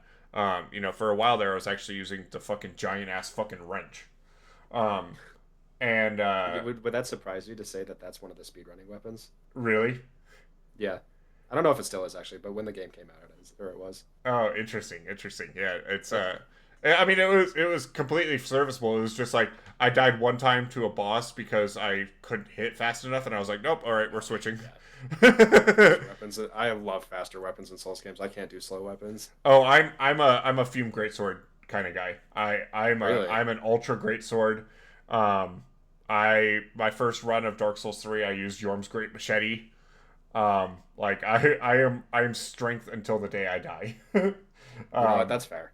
That's fair. especially especially in a game like Lies of P, I really like the strength based ones because you know one thing that you told me after we recorded is like, hey, parrying is a central mechanic to the game. Don't try to play it like a Souls game where you're trying to like dodge roll. Play it as though you're parrying. And that I first started trying to play it like a dodge rolling kind of game, and Hmm. um, the parrying is just so much more fun. Oh yeah, Um, absolutely. and so with that, like having a slower weapon felt a little bit better because you weren't trying to like take longer times to roll and then hit. It was like you did a parry, but then you also had like a really good attack moment. So Yeah, yeah. another big thing that is different is durability. This is like a very central mechanic to just playing the game in general.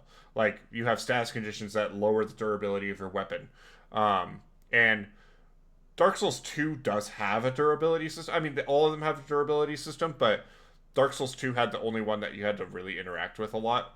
Um, and that's because Dark Souls 2 is a terrible game that I love. Um, but I really like the durability of this game because, like, there were multiple times that, like, I'd be in a boss fight against the Fallen Archbishop, for example, and, like, I'd get him to phase 2, and I look down, and my weapon has a quarter of durability left. Um, Yeah. and it was like, oh shit, I need to like get back and grind real quick.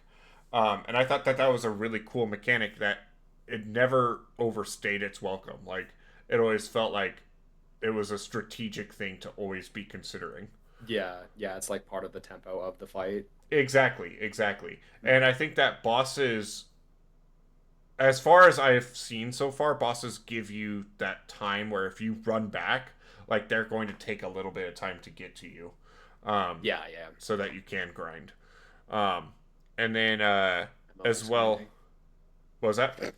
Instead, I'm always grinding. It's um, just a stupid little joke. you know, and then the last kind of big difference is like just like getting hit and how that is so much different than a traditional Dark Souls game. You have the perfect block, you have staggering, and you have like hard blocking. I don't know what's actually called, but just like block mitigation or whatever. Yeah, yeah, You know, the perfect block is your parry, only it's not like a true parry. Like, you know, you have your cestus and sweating in PvP, and you just like ka-tunk, and have yeah, yeah. that really satisfying tunk. But instead, it's like you have to block at the moment that the hit is about to hit you, and you nullify all damage that you would have taken from it. Um, but if you don't block it right, you instead get hit, but you take less damage. But then you also have a recoverable health bar that the more you hit them, the more you regen, kind of like Bloodborne does. Um, Yeah. and then you have staggering, which is after you hit them a certain amount of times, and then also perfect blocking will cause them to stagger. You hit them with a fully charged power attack, and you can riposte them pretty much. Um, wasn't a fan of that. I like Really? the system, but I don't like that you have to be in a specific area to do it. Like on the bosses, when you stagger them, you have to stand in just the right Oh. area to be able to hit them with your mega move. You know, and Mhm. that felt pretty bad because there was a like when I was still getting used to the system on the first boss, I missed like two riposts for it, and just because I didn't see that there's a little red dot on the ground that you have to stand in just the right area. Um, and for the most part, like all of that felt a little bit more rigid than a Dark Souls equivalent of like the backstabs or the riposts and stuff like that, where it's just like you did the thing and now you can just like get the riposte off. Even some like random enemies, I would walk up and I would see the trigger to like hit them in the back, and it would just like not happen. So, Oh um, yeah, because they like figured out you were there right before you hit them. exactly. Yeah. So, but I like the differences that this game does to meaningly feel different than a Dark Souls game. You know, you and I had talked a little bit about it. We tried to keep talking about each other's recommendation to a minimum. But one thing that I really didn't like is that they felt the need to rename all the stats. And so like, you know, I'm a motivity main, which is just strength. It's just strength. Um Just right. and you know, there's other things, you know, the like Legion stat is meaningfully different. Um Mhm. but like it it's another big gripe I had with Elden Ring where it was trying to be Dark Souls but trying to meaningfully be not Dark Souls. So, you know, Titanite shards are now smithing stones and things like that. And I get they're not the same world, but coming from a game like Dark Souls and trying to you have to basically relearn a whole system and be like, oh, so this is the Titanite shard of our world. Okay, cool. Yeah. You know, um, yeah. So that is I like I said, I like that direction. I like that it feels different. I did not feel like I was playing Dark Souls 3. I did not feel like I was playing Dark Souls 2. I felt like I was playing something that felt like a Souls game, but still felt different enough. Um, and then, of course, one of the biggest differences for me between a Dark Souls and Lies of P is the story. Um, there is a story being told directly to you rather than having to like read it. You could start Dark Souls 3, skip this opening cinematic, and play through the entire game and you have no idea why you're doing anything. In and fact, I would wager to say that you could watch the opening cinematic and still have no idea what you're doing. exactly. Um, and you know, it is something that people genuinely do love. Yeah, I mean, Vadi Vidya has created a fucking empire based off of exploring the lore of these games. How many Um, hours of content do you think he's at by now? oh, so much. I mean, the He's probably got like over he's 100 got for Dark Souls remastered. alone. Yeah, he's got remastered versions of Prepare to Cry. You know. Oh yeah, yeah, yeah. He's got a lot. um, but like Liza P is actually telling you the story, and you know some of it is like still go find an item and it'll tell you like some background on these characters, but the story is happening to you rather than like the world happening around you in the way of Dark Souls is. Um, Yeah. as well, like the whole lying aspect. Um, you told me like, hey, lying is something that is important to this game. Obviously, it's called Lies of P. But like the first time you lie and it says like your springs are reacting to it or something like that. The second time it's like your springs are reacting to it, and then you're starting to think like, the last thing I did was I found the treasure hunter. I forget his name off the top of my head, but Alidoro. yeah, I found him, and he's like, "Oh, I need to find somewhere safe. Where's a good safe spot?" You can tell him either the Venigni Ironworks or Hotel Krat, and I was like, "Well, this guy seems important. I'm gonna tell him Hotel Krat." But I was like, "I wonder what happens if you go and tell him like go to the Ironworks. He probably dies." But I could tell you. don't tell me. Actually, really quick, about the side quests. Have you figured out yet that they have like the icon over each stargazer on when a side quest is available and when it starts and stuff? No. Okay, so if maybe this is only like once you install the DLC, they changed it. I'm not sure. But how Lies of P works is once you get a quest item or once there's like the plot develops enough for a new quest to start, it'll show the character whose quest is starting or the item or the quest item. It'll show that icon by the stargazer where it's at, which is on the topic of good changes from Dark Souls. I think it's great because it just doesn't like it's just so much less cryptic, you know. Yeah. But yeah. Well, and that is something to my experience as well. Is like I don't feel like I explored a lot. I tried to explore a lot, but like I feel like I missed a lot of things. Because like, I think it was Venigni himself. You find him in the Ironworks, and he's like, "Oh, you need to go help me find my butler," and blah blah blah. I didn't do anything with it. I literally like, I was like, "Okay, I'll keep an eye out for it," and the next thing you know, I'm out of the fucking Ironworks, and I was like, "Oh, well, we'll come back, I guess." Um, Do you want a spoiler? No, I'm kidding. I won't.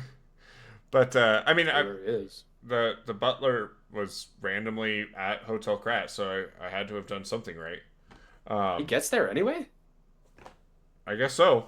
Turns out, yes. but What do you know? um, but yeah, I I had a good time with this game. It is a game I'm going to keep playing. I mean, before you even recommended it to me, I bought the game. Like I intended to play it. Um, so there is some tomfoolery that I really disliked, Go on. and I one thing I do want to praise is the shortcuts of this game. I think the level design itself, like playing a Dark Souls game, you go find a key that opens a gate that is your shortcut back to the bonfire. But I think that there's some really cool ways that they introduce like verticality, like knocking down ladders to find the shortcut, or making bridges or things like that that like just make the world feel a little bit more alive. Um, that I really genuinely enjoyed. The one that really got me is in the cathedral. There's this point where you flip a lever and it makes the platforms that are going down that will just kill you. That was one of the deaths. Um, You went down there. yeah. That's funny. They start going up, and it gets you to a hidden area and everything. But also it's how you get back to like the mini boss that's up there. Um, and like I thought that was really cool. Like that's a really interesting way instead of like just like a rope that falls down and you just like climb the rope up or anything like that. So I think that there was a lot of care given to the world and like finding unique ways to bridge different paths together. But then there's some fucking bullshit. And the first thing is I fucking hate when a Souls game gives me platforming challenges. I hated it They all do it, and it's terrible every time. I hated it in Dark Souls 1. I hated it in Dark Souls 2. Hated it in Dark Souls 3, and I especially hated it in Elden Ring. give Oh, me a that's the jump, worst one. give me a jump button all you want. It doesn't make up for the fact that it's fucking clunky as hell. And this game had a fucking incredibly bullshit section that was half of my deaths to going through the scaffolding of that goddamn cathedral. Yeah, yeah. And I was gonna there's say the the fucking Sacred Cyberpunk wheels. Cathedral. There's the fucking wheels. And, like, you have to, like, time your jump through it. And, like, first of all, you can't jump unless you're sprinting anyway. And so you're draining your fucking stamina. And then the second major pain point, the fucking ranged enemies. This game relies way too much on fucking ranged enemies. So not only do you have very limited option to like take out a crowd of enemies, so you're getting like gang banged by like two of the fucking mannequin dudes that are like super tanky for no reason, and then there's one guy throwing fire bombs at you, and you're like, okay, I have to get to the guy that's throwing fire bombs at me, but then I'm also getting gangbanged by these like two little guys. This was a big problem in the cathedral as well, where the like rank and file enemies are those guys, the plague victims, and they do the little scream and then they charge you and they hit you with like a 5-hit combo that takes off all your fucking health, and they're fast as well. So, and then the guys that are ranged also have a fuck ton of health, and Yeah, so I don't know what they were thinking with that. I don't it, know why they made the ranged enemies tanky. That's a terrible decision. yeah. So like I was actually having like baby rage moments where I I was don't just blame you like at I all. was like, why is this a thing? Like you don't need to make the game aggravatingly difficult. You can just make the game difficult. And Yeah, yeah. I think it succeeds in that in like some of the other areas, like the mini bosses. The mini bosses are really fun because they are like just actual mini bosses. The few that I have fought, like the one right before the fallen bishop, uh, that like changes the way his arm is like a shield that turns into a club, like that's really fun. Or in the ironworks, there's the guys with the shovels, that are just like tanky dudes that like they're gonna rock your shit once or twice, but you'll start to get the feeling for them and stuff like that. So um, you don't have to artificially inflate the difficulty by just making it aggravating.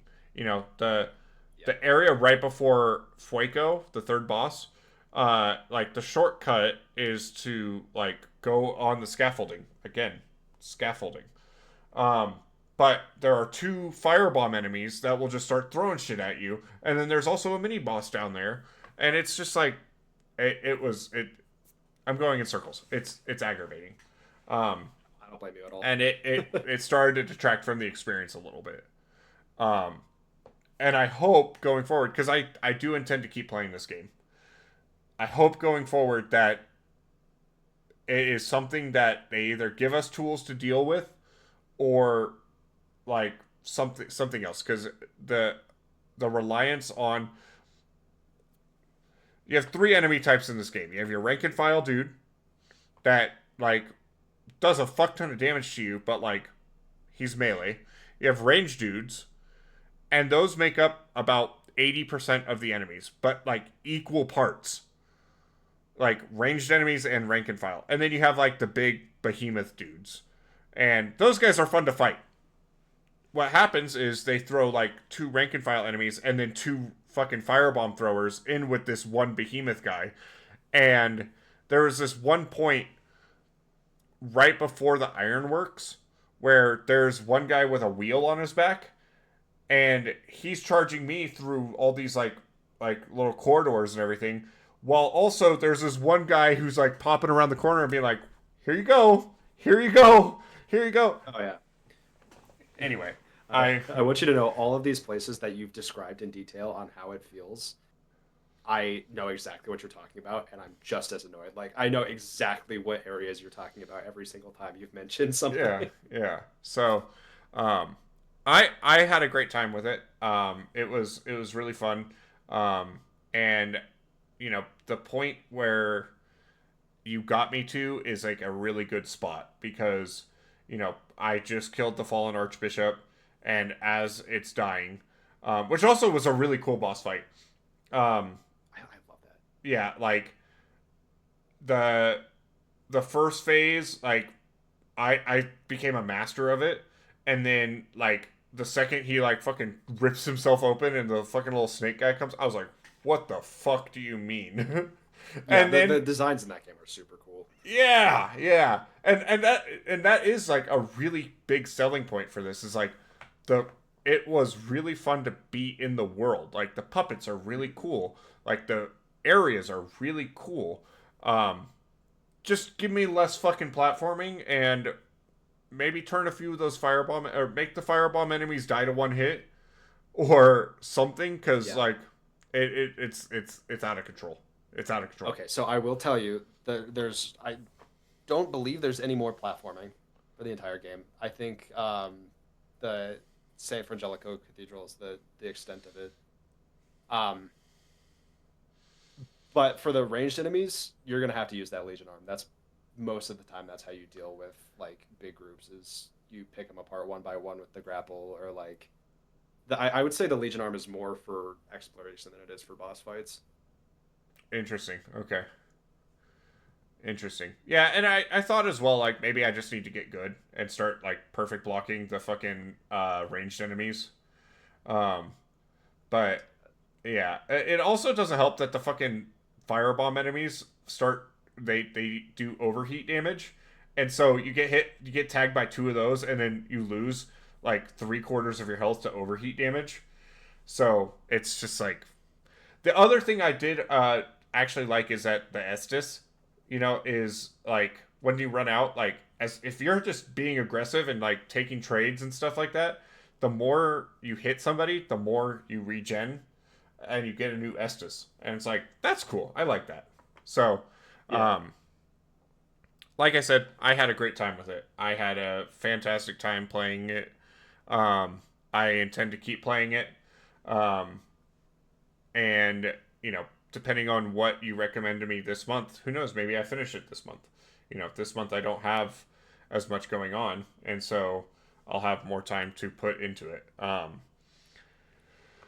And yeah, um, that's kind of what I got for it. The point that you got me to was really fun. Sunk its teeth into me. I feel like I have a good grasp on the systems, but I still feel like there's a lot more going on. How far Yeah. would you say that I'm into this game at this point? I think that would probably be the end of Act One. Okay. Um, so I would say for base game, you'd probably be like quarter of the way through, maybe a third of the way through. Okay. And then with the DLC, you're probably like an eighth of the way through. Like the DLC is fucking massive. Oh, I forgot to mention, I didn't take notes on it. I love that they brought back dogs. Um, Dogs are the worst enemy in any Souls game, and they just like, And they heard that and they're hey, like, let's make them bad. let's no, no, the Let's make them dogs mad. are, yeah, the dogs are still bad. Like, Yeah. I love when a Souls game does that. Like every so, single one. The only one that doesn't do that where the dogs are fucking awful is Sekiro. yeah, Every other Souls game, the dogs are just the worst fucking thing ever. yeah, It's so funny to me. it's so bad. I think it's hilarious. So, I would probably say I'd rate my experience. I don't know how we end up wanting to do like a rating system for this or whatever, but um, I would probably rate my experience with Liza P a good like 7 out of 10. I think that there was some baby back bullshit that occurred, but I did find myself really enjoying my time with it, and I would say it's probably I enjoyed it way more than I enjoyed Elden Ring. Yeah, Um, I that's fair. but that's low key kind of a low bar to cross or to Really? get over. I I gotta watch how you're talking about Elden Ring. You're hurting my feelings. Here's the thing. Here's the thing. No, I'm just kidding. I'm just I kidding. think that Elden Ring 2 is going to be a fantastic game, but Elden Ring 1, there are some weird things about that game that I'm like, why is this game so beloved? I'm going into the same catacombs for the 14th time. Oh, no, they're talking about the legacy dungeons, and that's it in the open world. When they talk about Elden Ring being good, they're not talking about reuse asset flip number 55. Like Exactly. they're talking about like the major bosses and Yeah. the major areas. Um, I think Elden Ring. If we want to go on this tangent, I think Yeah, Elden Ring is. it's our podcast, bro. We can do what we want. You're so right, dude. Elden Ring is amazing for how it does the Souls things. Like, not necessarily like all the side content. It would be like if you're doing Chalice Dungeons in Bloodborne. That's what I would like in the catacombs and caves in Elden Ring Mm-hmm. too. Um, because there's like little to no reward. Like at least it's not like Breath of the Wild. There actually is like you can get a new weapon or a new talisman or a new clothing, and obviously drip is important in Elden Ring. It's the whole reason to play a Souls game. Yeah, exactly. Clothing is the coolest part of any game ever, actually. It's true. Um, that is a crazy statement I just made. I'm surprised you just went with that. That's because that's how I play video games, like legitimately. It's true. If I can't look cool, why am I even playing? I mean, like I booted up my Cyberpunk save, and like half of my weight is going to just close. Dude, because it's important, bro. And like when I Glad played you Destiny, agree. it was like I wanted to collect every piece of armor so I could just like at whim change my shit, you know? Yeah, yeah, So yeah. Yeah, no, I feel you on that. It's with Lies of P. I think for that, I'm so glad you're enjoying it. First of all, I'm glad that you thought that's like it's doing things differently than Dark Souls and FromSoft enough to be like unique while still like obviously fitting in the Souls like niche. right. So I'm glad you're enjoying it. I will say I think Legion is far more important than Fable. Like that one, I do just think you should use that more. Okay. That'll make it much more enjoyable. Um, and then if you haven't interacted enough with Hotel Krat, um, there's a lot of like really easy to miss, very necessary upgrades there. Um, Interesting. Okay. like there's if you haven't been to Geppetto's room in Hotel Krat, go there and talk to him, and it will make your whole playthrough immediately way better. Interesting. Okay. Because you're there's they don't mention it. It's really easy to miss. I didn't on my first playthrough. I didn't find it out until like I want to say over halfway through, probably like 2/3 of the way through. Um, so I get there, and it turns out I'm missing a whole like central mechanic of the game. So yeah, Oh. definitely go up to Geppetto's room. That's very important. Yeah. Okay. Okay. I'll Um, definitely. Yeah. I yeah, probably just like I just got so engrossed in like the progression. Like, there's not a lot of like moments where I was like, oh, I need to go back or anything like that, and so yeah. I didn't find myself wanting to go back to Hotel Krat. You know, the difference between that and a Soul, and I think that it does that so much better than any of the Souls games, where like I just wanted to keep exploring because the world felt so good to be in that like I Yeah, never went back to Firelink. You know, like that's an insane thing to say. yeah. No, I feel you. I feel you. So, oh, the other thing is I really like the human enemies in Lives of P as That, that well. one's that one's like a The point of contention. Yeah, no, I actually really liked the fights where I was fighting the salvagers, I think is what they're called. Um Something like that. and I cuz they were fun fights. I felt like I like was actually having like a good time. Like fighting phantoms in a Souls game is the worst experience ever because you have the FromSoft super janky internet connection even though you're like not connected to the internet, and like the rolling, like it's just so janky sometimes. Yeah, don't But get me started on Elden Ring PvP or Dark Souls PvP. It's the most frustrating thing ever. yeah, whereas And like again, they insist on doing it in every game, and they've never done it right. And they um just keep fucking doing it. to tangent again on Elden Ring and why I hate Elden Ring so much. Elden Ring is for normies, and um because it is a normie game now, you don't have the honor system that other Souls games Oh, I have see what you done, mean. Yeah, yeah. and so like playing through, I would like get invaded, and I'm not good at Dark Souls PvP. I'll be the first to admit I like to use the meme weapons. I use a fume greatsword, so like I'm already at a disadvantage. But then they chug their fucking orange juice, and I'm like, you dishonorable fuck. They love their OJ, bro. I guess so. So, That's really funny. yeah, I had a good time with Liza P. I appreciate the recommendation. Finally gave me an excuse to play it. And yeah, you know, one thing I think is going to be fun is to come back next month and just see like, did I finish it, or like what have my experiences with the game been? You know, that's one thing I like about this format is like next month we can talk about what we're gonna recommend to each other, but then also talk about like you kept playing Cyberpunk and this has been your experience with Cyberpunk, or you know, things like that. So Yeah. um, yeah, that's kind of what I got for Liza P. Um, Gotcha. Gotcha. yeah, good time, big recommend. All right. So as for me in Cyberpunk, I'm immediately messed up my words. I'm immediately noticing that you are much more prepared than I was. I You took notes I like a did, I did. smart and well-intentioned uh, member of this show, and I did not take notes. I only So took notes I have because I end up like forgetting some like pretty crucial things, you know.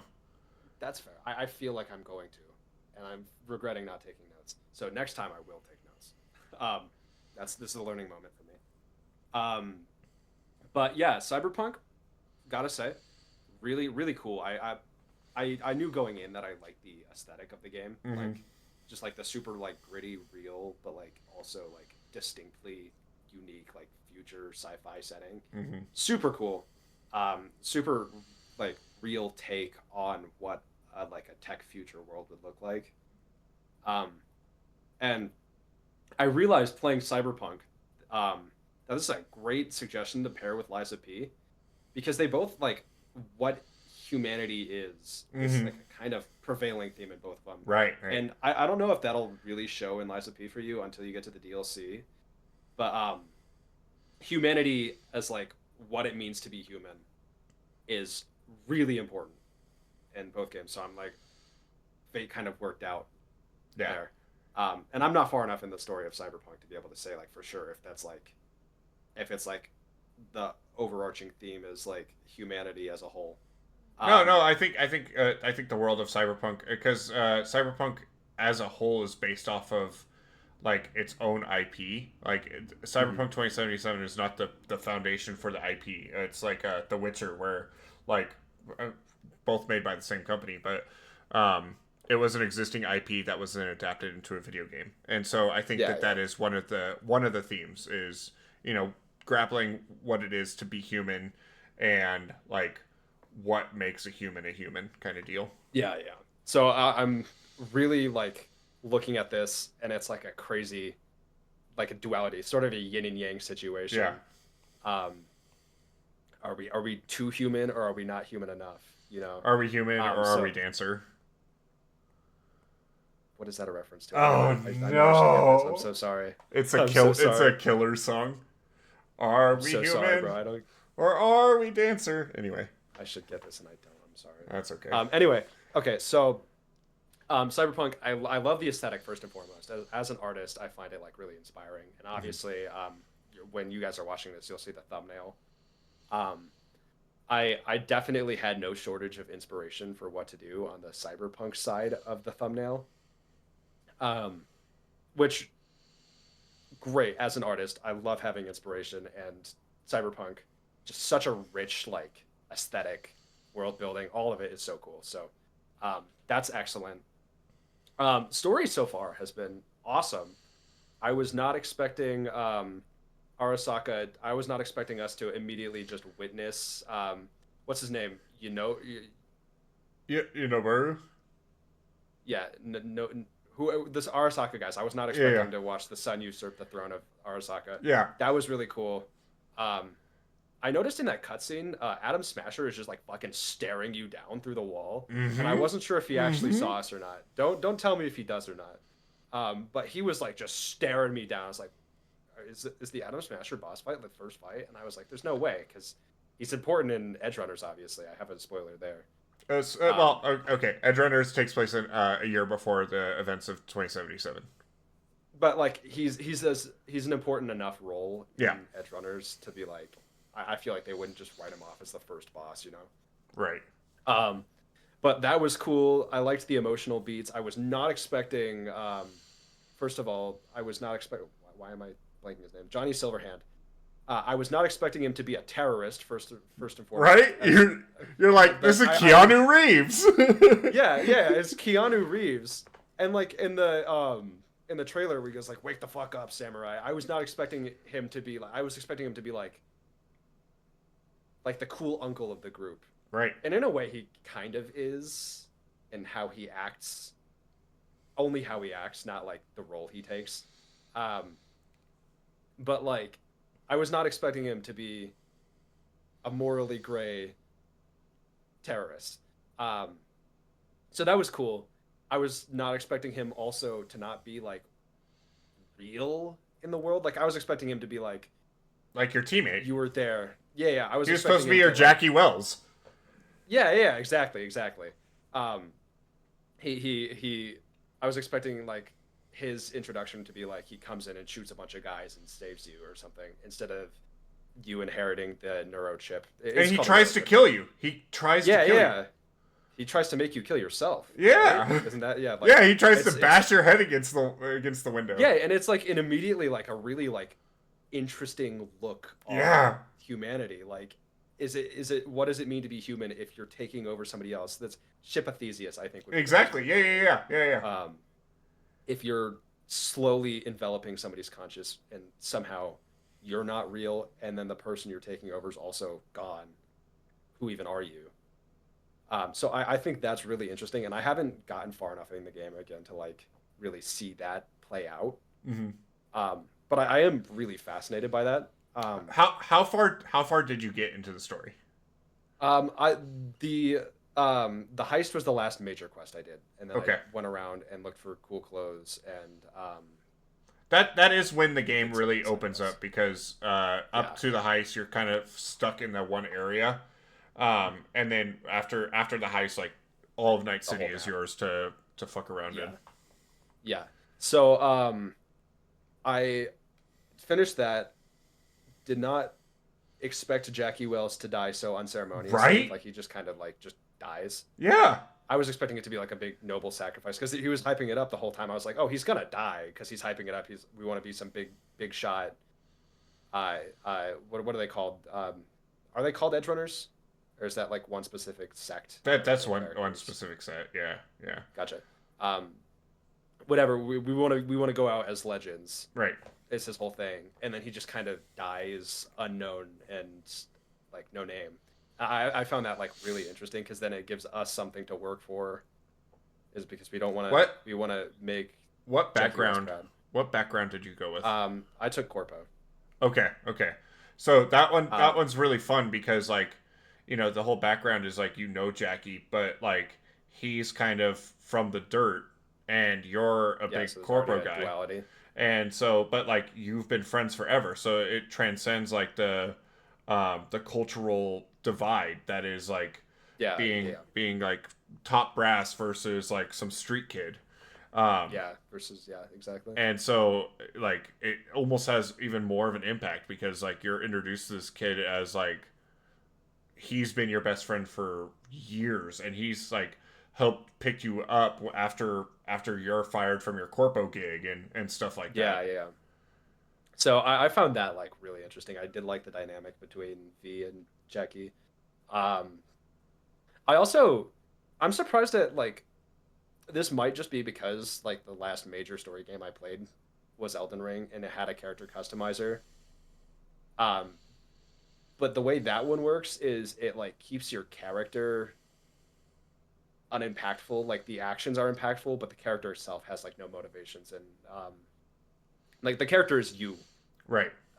In the Souls games, So I was really interested to see that you could totally change how you look, like full customization on the character, and it still is just V. Like your Right. motivations are still you like you're playing a character, but you change how the character looks. Um, that said, on the character creator, um, I was doing the character creator at the start of my playthrough, obviously, and I get to the nudity slider and I'm like, what is this? So I tap it, full zoom in Yeah. right on my character's dick. Ah! It's like, whoa! Yep. And obviously I knew there was nudity, so I wasn't like shocked, but I was like, whoa! I didn't want to see that. Like I Yeah. was like, yeah, I was taken aback. It is really interesting. Baldur's Gate does this as well. Baldur's Gate 3, where like you can just like customize your character's genitals, and it's like why? And then like you can like make a statue of your nude character, and it's like what is happening? Oh, you still there, Braxton?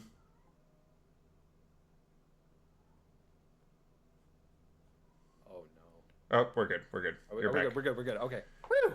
I Yeah. thought we crashed and did lose, just like we theorized. Yeah. Um, no. So I was like really surprised by that. Mm-hmm. It was really it was that was like a notable moment for me in the playthrough. That was the first like notable thing that happened. Which Well, is fucking to happen like and three it seconds it kind of like opens your eyes to the world of cyberpunk as well, because like ago. Hmm. you can, we live in a day and age where like gender is fluid and all that other stuff, but like you can completely customize like your genitals and like your Yeah, yeah, everything, and that is the world of cyberpunk. Like you are able to customize this stuff. Okay, okay. yeah.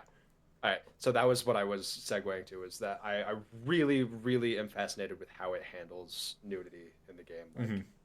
Like I think that's a weird thing to say without context or without explaining. But for them to like just make it part of the world, but like it's not gratuitous at all most of the time. Like that first quest where you're with Jackie and you take the girl out of the bath and she's just you have titties in your face, like you Yeah. said. It's just like the world. Like there's nothing at all Nobody makes any said about comment it. about Nobody it. lingers on it. Yeah. It, I find that like really admirable. Like it's almost like if you're gonna do nudity in your world, it's so hard to do it and not have it seem like it's, you know, the writer's poorly disguised fetish or anything like that. Right. Like just have it part of the world so baked in that it's just norm. Like it's not gratuitous. It's like almost unceremonious instead of just like, like ceremoniously done where it's like this is something that you should be paying attention to. Like nobody even says anything about the nudity in the game, and I find that like kind of admirable. Right. Like it's just like such interesting world building that you can do that and not have it be Well, weird. and compare Cyberpunk to like a GTA, because that is a big comparison that is made. Oh, for Where sure, I can see that. where GTA is supposed to be like this like modern day where you go to a strip club or you pick up a hooker or stuff like that. Whereas like in Cyberpunk you go to, I mean, you've done up to through the heist, so you go talk to Evelyn Parker, and she is, for all intents and purposes, a prostitute, and you go Yeah, yeah, live through her eyes to get the intel to be able to break into Arasaka Tower, and like she is somebody that is paid to be a good time and stuff like that, but like yeah. it's its own it's literally a lifestyle. She's not looked down upon. In fact, she's almost seen as almost like a kind of royalty in a way. Yeah, it's just so interesting that they can do that and not have like that's a steep ledge to jump off of. Mm-hmm. Like if you're gonna do that, you have to commit to it, and I think they just nailed the landing on it. Where Yeah. it's like it's just part of the world. It's not anything like Well, crazy. It's not you're not lingering on it ever. and I will say, not to spoil anything, there are sex scenes in the game. Oh, obviously, There are and like obviously romance there will options and stuff like that, and like even right now, you could go to a a strip club pretty much and go indulge if you wanted to. Yeah, yeah. You know, Indulge. um, Interesting way to put Well, Just like interesting. yeah, What a good way to put that. yeah. It's like if you wanted to, the option is there, and you can Yeah, go. I mean, that and is the obviously, world of like, yeah, cyberpunk as well. Is like they have these higher than life fantasies that you can go like indulge in yeah, the world itself. and yeah, obviously, like when it's trying to be, it will be gratuitous. Like Mm-hmm. obviously, there's like the ads all around town where there's like it's just like you're buying sex. Like Mm-hmm. there's a lot of them where you're just buying sex. Um, and like obviously that is by nature uh, like gratuitous and like you're trying to get a rise. But like overall, I just think the way it handles nudity when you're in person is kind of impressive. Like, and they do in the show too, where like instead of like when there's nudity in the show, it's not like a slow pan up on the character's body or a Right. slow pan down or anything like that. It's just a smash cut, and suddenly you have titties in your face, and it's like Right. nobody lingers on it. There's no like slow saxophone or anything. It's just like they're still talking. In fact, like when you like in the show when what's his face, David, I think, stumbles upon Lucy, and she's completely naked to like go do her stuff. Like there's not like a Awooga face or anything like that. It's just like he's like, oh, like she's doing her job right now, you know.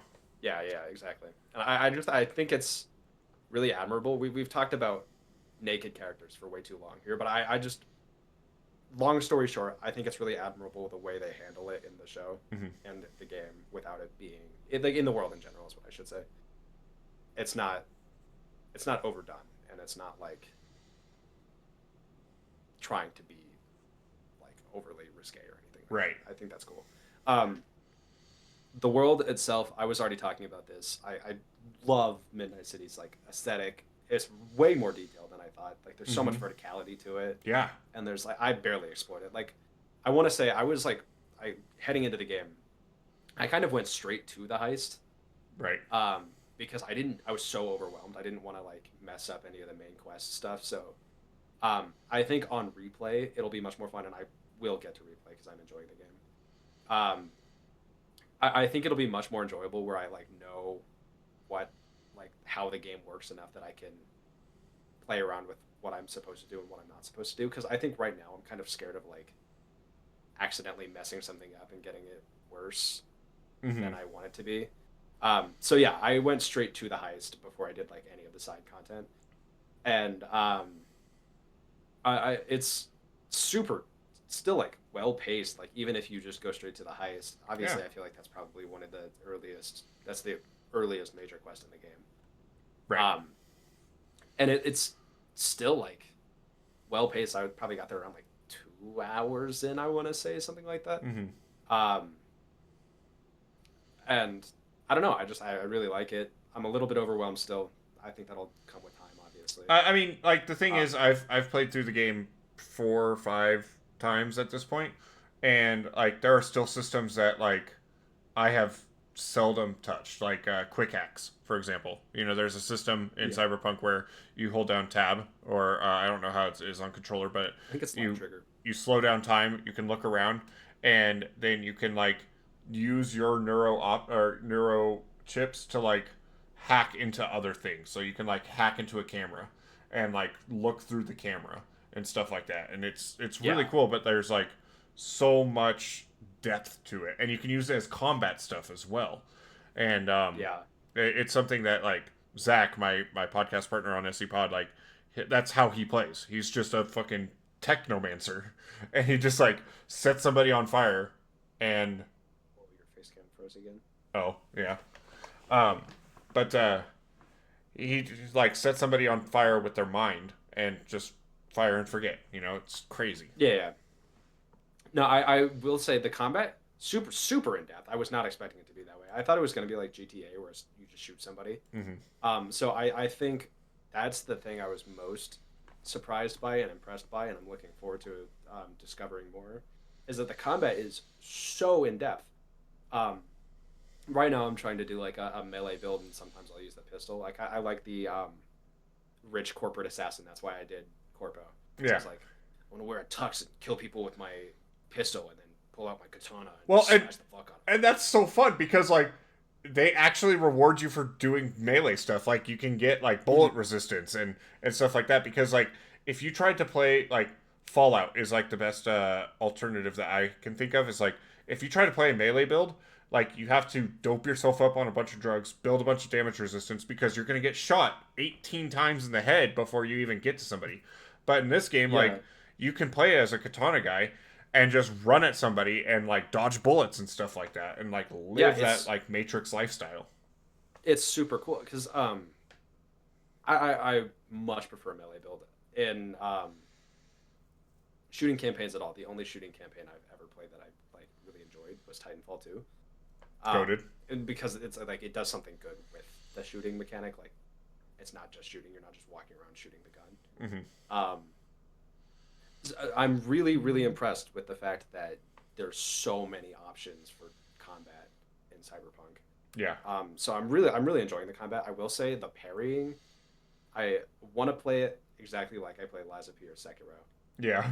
And the hitboxes and the ranges and the animations are just a little bit too jank to be able to Yeah, pull just a little and bit. obviously, Yeah. like that's with like the regular enemies. I'm sure the boss fights are much less janky with parry timings. I'm sure that's clearly readable, and I'm sure the hitboxes are there instead of just like a mile in front of the character. Right. You know? Right. So I'm sure I'll have much more fun with that. But I'm liking the combat. I think it's really interesting. It's really cool. Um, on the topic of gameplay, after I finished the quest, the first thing, or after I finished the heist, rather, the first quest I did was the Delamain quest, where you have to go through and find all the different cars. Oh yeah, yeah. Um, and there is one part where, first of all, the map, the mini map quest tracker just stopped in the middle of the road, and there was fucking nothing there. Yeah. I had to Google how to do the quest because like there was nothing there, that the quest tracker just wasn't taking me anywhere. And I kept like every now and then it would be like establishing comlink with Delamain, and then it would like have the call, and it would be like, oh, it's out of range. So it's like it's in a car, but there's no tracker for where the car is. It could be literally anywhere. Right. So I finally Googled it, and it was like you just have to follow it down to the other one, whatever. And I finally found the car, and I'm following it, and I get under this bridge, and the car just like hit something and like blasted me away. So I fly under the map, and the Delamain car is like freaking out. Yeah. So I had to restart because I flew under the fucking map and got stuck.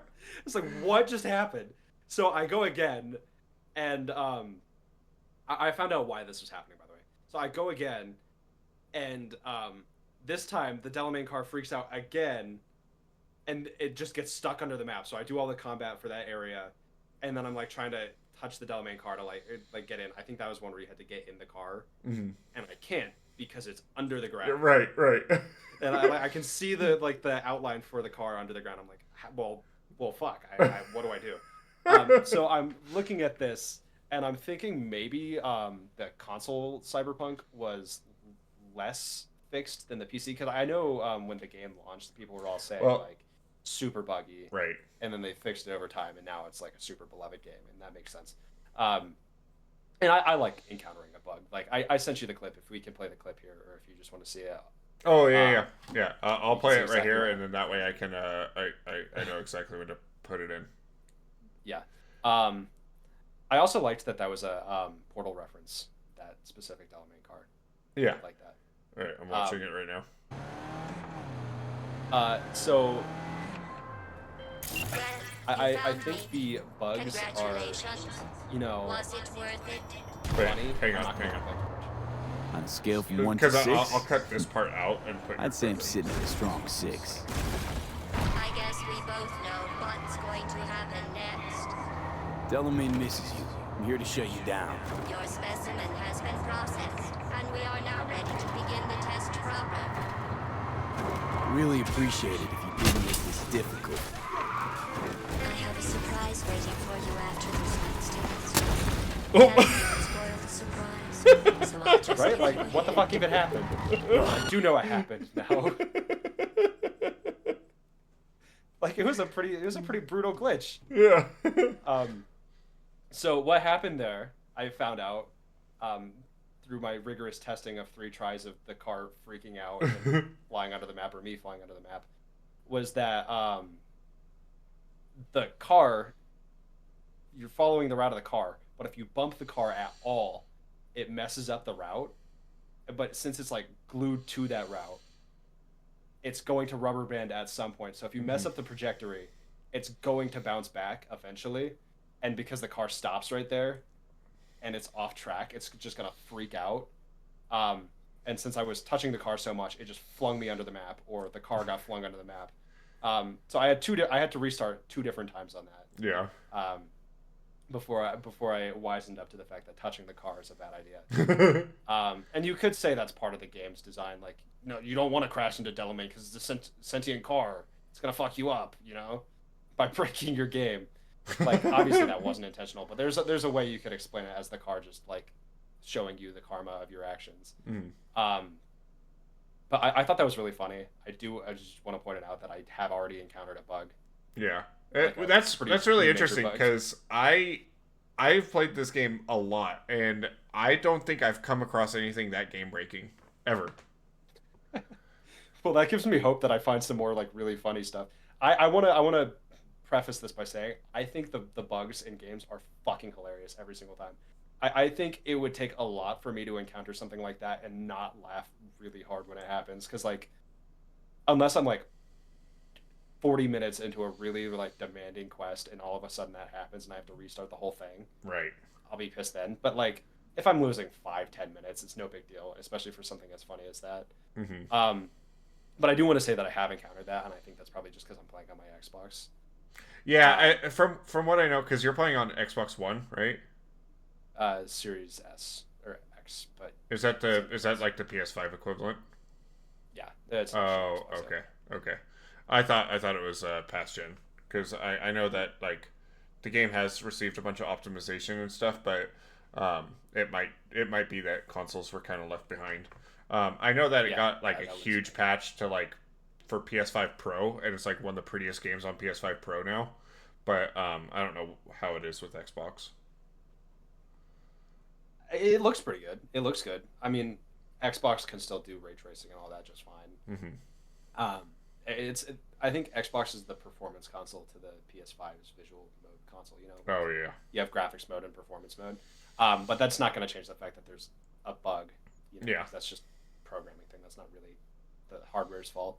But yeah, I have encountered a bug, and I wanted to point that out.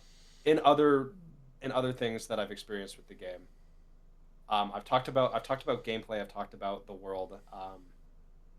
We've talked about titties. We have talked about titties. This is a true story. I hate the police, dude.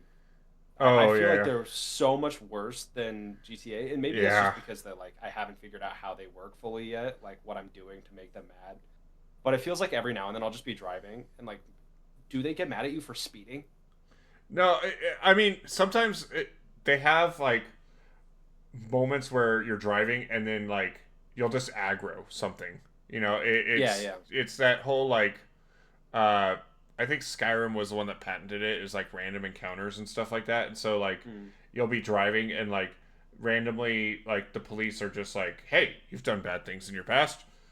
Go get them." Or like you'll get attacked by a bunch of bandits or whatever, and like it'll just happen. Yeah, I don't like the police in particular because I'm not going for the 5-star Right. wanted level for Right. GTA.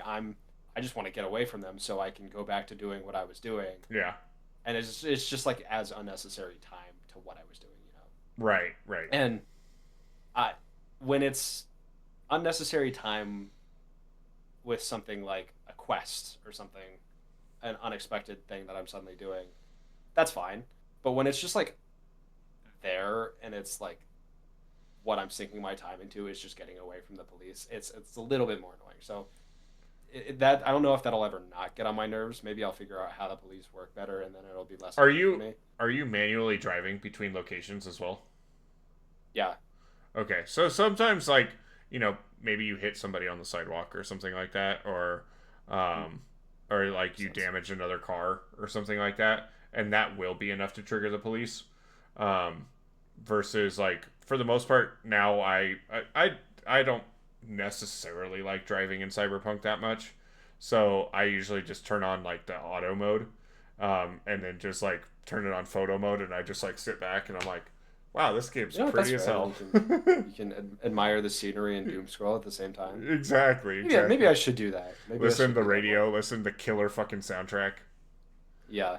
I will say, I've played with the soundtrack muted most of the time. That's okay. I feel like I'm missing out part of the experience doing that, but it's because I'd like to. It's got like a Skate 3 Tony Hawk's Pro Skater vibe to it, where it's just like the music comes on and it just like doesn't match what I'm doing or what I want to feel like I'm doing. So usually I play with it on silent and I have my music on the side. Yeah, and Travis Scott probably fits the mood way better, honestly. I mean, that's debatable, but actually, while I'm gaming, it's been Hans Zimmer lately. Oh yeah, Every yeah. time I've talked about they have a jazz station in Cyberpunk. Hans Zimmer's not jazz. I know, but it's like similar vibe. Fair enough. Should I ask you, like, am I missing out part of the experience if I'm not listening to the? No. I don't think so. The radio, it's like how Fallout has a radio. It's just there, like, to like break up the ambiance. Especially like there are points where like you need to break into like this business or something like that, and like you're sneaking around for 30 minutes or something like that, and like trying to tag like all the things, and it's just nice to have like music. It's the same reason that you have music on while you're playing the game. It doesn't add anything to the experience. It's just there. It's just more of like hand selected, so like you're listening to like the stuff for Cyberpunk. So I really wish I'd listed this out because now I don't know what all I need. Hey, you're doing great. But I've talked about aesthetics. I've talked about rough story so far, gameplay, experiences. Is there anything else I should cover? Can you think of anything I should cover? No, I mean, like I think you're nailing it. Like the game, especially because you speedran the heist. I still like that as like the point to like jump in, because that is like after the heist is like the story takes this giant turn.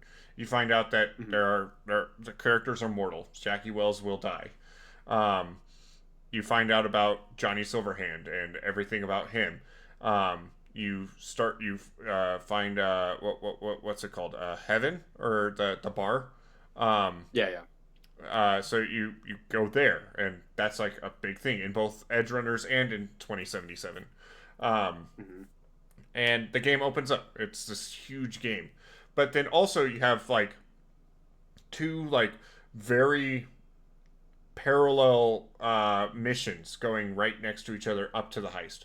You have to go get the robot, and then you also have to go talk to Evelyn Parker. And so you have this one like this entire spot where you have to go talk to this gang leader and try to negotiate for the release of this robot. But then there's also this kind of side thing where you can go talk to the NCPD officer and go figure out how she wants to do this, and that can impact the way that this quest turns out and stuff like that. And then you can just like run through it and just like go kill all the fucking gang members. Or you can try to sneak through. Yeah, go ahead. Yeah, I do want to say I feel like I'm not getting the full extent of the combat just because I'm killing everybody. That's totally okay. I know that's part of it. I know that's totally an option, but I feel like I'm kind of almost missing out because I've killed literally everybody. Like, and that's totally okay. Like that is how the game is meant to be played. Like, if you wanted to replay it again and like try to take a sneaky approach or like a stealthy approach, it's there for that. If you want to go be a technomancer and go do quick hacks and stuff like that, you can do that. Like, there's all sorts of different ways to play this game. The first time I played it, I did exactly how you did. I literally used a katana I used a smart pistol for times I needed to use a pistol because I can't aim for shit in this game. And like I just played the game and like I would try to like avoid combat if necessary, but like if it happened, I would go cut them with a katana, you know? Yeah, Um yeah. and so there's nothing wrong with that. This last time I played, I did the entire Arasaka Tower without getting spotted once. And That's impressive. there's no achievement or anything like that. It was just fun to do. You know, it was a fun little challenge, Yeah, like yeah. figuring out sight lines and stuff like that. So, Hmm. um, you know, Cyberpunk is a game that really lets you kind of just play however you want to play. You know. It does feel to me like sorry, I keep yawning. Holy shit. It does feel to me like one of those games where it will be better on replay once you're fully accustomed to the mechanics, and then you can really go through and like utilize them how you want to. Hmm. Um, like for example, I said I feel like I'm kind of missing out because I just keep killing everybody. That's obviously the easiest approach to it. But once I like go through and I'm accustomed to everything, so then I can learn the more complex parts. That's I think that'll be when it like really starts Well, feeling and like one of the things great, that you know? really opened the game up to me is like you can get upgrades where you can double jump or charge your jump to jump even higher. Yeah, that's true. Um, That's true. and then as well, like trying to sneak past all the cameras and everything, you start to find like hidden entrances into buildings and things to like be able to get past cameras and stuff like that. And yeah, I don't think you're missing out on any of the experience. You know, I even think like speedrunning the heist is not like a bad way to play the game. You know, it's you the game is holding your hand through like a story section that is like teaching you about the interconnectedness of all the characters and everything, and then you also have the combat section, and then it meets up for the heist. You know, Yeah. um, I don't think that you're missing out on anything by playing the way that you do. In fact, like all the quests that are available before the heist are also available after the heist. You know, so All right. Well, that's good. yeah, so you didn't miss out on anything by doing it that way. You know, Gotcha. maybe like you missed out on like some things with like you know if you go talk to the NCPD officer um, about like how she wants the robot handled. Like you miss out on some extra dialogue later down the line, but it's more of like there are decisions that you can make that change how things happen, but Yeah. like that's just a story based game for you. I mean, you do the same thing in Lies of P. You know, I haven't beat that game, but like lying versus not lying changes how things go. Yeah. Yeah. Yeah. You make a good point here. I feel like I shouldn't be too worried about missing out, considering I'm playing the game how it's meant to be played. Right. And also, like, if you want to experience the other side, oh no, you have to play one of the greatest games of all time again. Like, Yeah. I I, guess I shouldn't be. Yeah, I shouldn't be worried. it's yeah. What I love about Cyberpunk really is the setting itself. Night City is like you said, it's a lot more dense than you really think about it because you play things like Skyrim or GTA or something like that that have these like moments of just like okay, I just need to get across town and I'm just going to be driving for a while. I'm going to be walking. I'm going to fast travel. But like in Cyberpunk, every building has its own little secrets to uncover and hidden ways into them or like little treasure pockets or things like that that you can get to and like walking around there's so much life in the city and from everything from like the billboards and like the ads that you see to the random shopkeeps and like just walking around and like there's a monk who's getting slowly turned into a robot right in front of you and you're like the fuck is this all about like um Whoa. yeah there's a side quest for that but um it's just yeah the world of cyberpunk is just like a it's really fun to just engage with. And I think Gotcha. that we Gotcha. really hit that with just like talking about how it handles nudity. You know, it's so different to how our current society does that.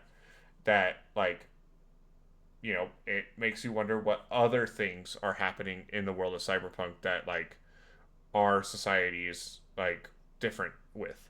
And Yeah. Yeah. Yeah. there's a lot. You know, so Yeah, Yeah. glad to hear that you're having a good time with it. I look forward to hearing more about it if you continue to keep playing it. Oh, I will. Don't worry. Cyberpunk is, like I said before, it's one of my favorite games of all time. Um, I See why now? I adore that game to death, and I think the fact that Night City feels so alive is one of the big factors for that. Because you're right, I have such a fatigue for open world games that Cyberpunk being an open world game that is one of my favorite games of all time is just a testament to how good that world building is. Yeah, exactly. So, if you had to give it a score, like just your time with it, what would you give it right now? I'm thinking. I feel like I haven't had enough time with it to like really connect with it. I'm liking the story, obviously, but like I feel like nothing has like spoken to me Mm-hmm. too much yet. That usually happens much later into any game. I wasn't sold on Lies of P until like the end of the game. Mm-hmm. Um, I think I want to give it like a 7 right now for what it's doing. Like Mm-hmm. I'm really impressed with how it's handling combat, open world. I love the world building, obviously. It seems like a very, very open in every aspect. Like you can play it how you want it, you can explore how you want, you can explore where you want, and it all Yeah. just seems so open. So I think a 7 is probably a good score for me because I'm so Yeah. overwhelmed that I haven't really delved into the nitty gritty on it, but I've still experienced what the like the whole vibe of it and all that is. Mm-hmm. You know. Good. Well, cool. Well, that's our experience with our recommendations and everything. Yeah, do you have anything else you really want to speak about on 2077 at all? Does it make I'm you want to sure go the watch moment- Edge Runners? Yes. I've been wanting to finish that show. I'm to your question on if I have anything else to say. I am certain the moment we stop recording, I'll think of something else I want to say about it. That's As okay. we speak right now, yeah, as things are right now, I think I have said everything I want to say about Edge or 2077. Yeah. Great game. Go try it out. With that being said, Braxton, it is time for the thing that you and I have been teasing each other with all day. It's time to recommend and give each other homework. So, do you want to go first or you want me to go first? I'll give you the option. I feel like since you went on review first, you should recommend first. You know. Okay. I've yapped enough right now that I shouldn't yap about the game I'm about to, or what I'm about to recommend you. Okay. So, Braxton, I'm going to recommend you a TV show. Really? Okay. And, this might also be a good excuse to get a Netflix membership again so you can watch Edge Runners. Edge Runners is not my recommendation, but it would be a good your excuse. scheme here, man. you just wanted me to watch Edge Runners, so you have something else to recommend. Yes. No. Okay, so when we first talked about the premise of the show, we talked about how we're not going to be recommending each other the pinnacles of everything. We both gave each other our number 2 video games of all time, or at least our number 2 on our Mount Rushmores right off the bat. And I want to throw a curveball of something that I do not think is going to be a exceptional experience. If this gets above a 5, I will be impressed. But I think it is necessary for you as an individual to experience this show. That being said, I want to give you a choice. I'm not going to tell you the choices, but I'm going to tell you that both of these TV shows are regarded as slop. Slop and slop and slop. Got Now, skeptical already. both of these shows are regarded in the fan bases of them of being decent shows, like 6 out of 10s or something like that, but are seen to the wider audience as being just slop for slop's sake. And Yeah. I want to give you the choice of what I think Hold on. is... Sorry, I just accidentally yanked my earbuds out of my ear. I want to give you the choice of what I think is going to be the better experience, but turns really downhill really quickly and turns into like a 2 out of 10 experience really quickly. but I think for what I will recommend you will be the better show, or the show that is better, well regarded by the general public, but I think is a lot more quote unquote sloppy. Okay, let's hear it. No, I pick between those two options, and then I will tell you what your Oh, recommendation is. Do you want the one that I think is a little more sloppy, but generally more well regarded, or the one that I think is better, but goes downhill really quickly? does it go downhill in like a laughable way at least? Like, will I have fun when it goes downhill, or will I just hate it? I think you can find enjoyment in it, but I also think that like it what I will recommend you is just season 1 of both of these shows, of either of these shows. And I think season 1, like the first half of that is like peak. It is so good. But Okay. then it really starts to taper off, and then if you choose to keep going, you're just going to be left disappointed. Whereas I'm interested. the other show, I think starts decent and keeps staying decent and never gets like bad per se. Okay. I feel like you've just like made me choose between like acid or poison here, and I have to just like, I think both experiences are good. I enjoyed my time with both of these experiences. I just also acknowledge their flaws. I see. Okay. Let's do starts out good and gets worse and worse and worse. All right, Braxton, your recommendation is the anime Sword Art Online. Okay. And it's on Netflix, you said? I 90% sure it's on Netflix. I can send you other links if you don't want to go get a Netflix membership, which I totally would understand. But yeah, season 1. I think it's like 24 episodes. They're like 20-minute episodes. So it will be a watch. But I think that season 1 of that show is actually peak. And it is really, really, really good. But I think I think the latter half of season 1 starts to taper off a little bit, and then by season 3 it's pretty bad. Gotcha. So, All right, I'm interested. yeah. So Um, that one will be fun. I'm going to rewatch it as well because it has been a couple all right, years. So all right. Can I ask what the other one would have been, or are we waiting for no. this? I'll tell. The other one was going to be My Hero Academia. I've been meaning to watch My Hero anyway. I should have said that one. And that's totally fine. It's never too It's sloppy, but it's still a good time. Just Yeah. because it's sloppy and schlocky, it's a Marvel movie pretty much. Like Yeah, you especially. know what you're gonna get out of it. Like you're not gonna be revolutionized, but I think it's still a good time. Yeah, I'm glad I chose Sword Art Online because I feel like I would have never watched that had you not recommended it, and I Yeah. would have eventually gotten around to My Hero. So And there's I'm a gonna lot stick more with fun Sword Art. stories. There's so many more fun stories to come out of Sword Art Online regarding next Like episode. with the With fan me. base, or With like, me. oh, okay. Well, now I'm looking forward to it. All right. Do you want do it? You just try that again.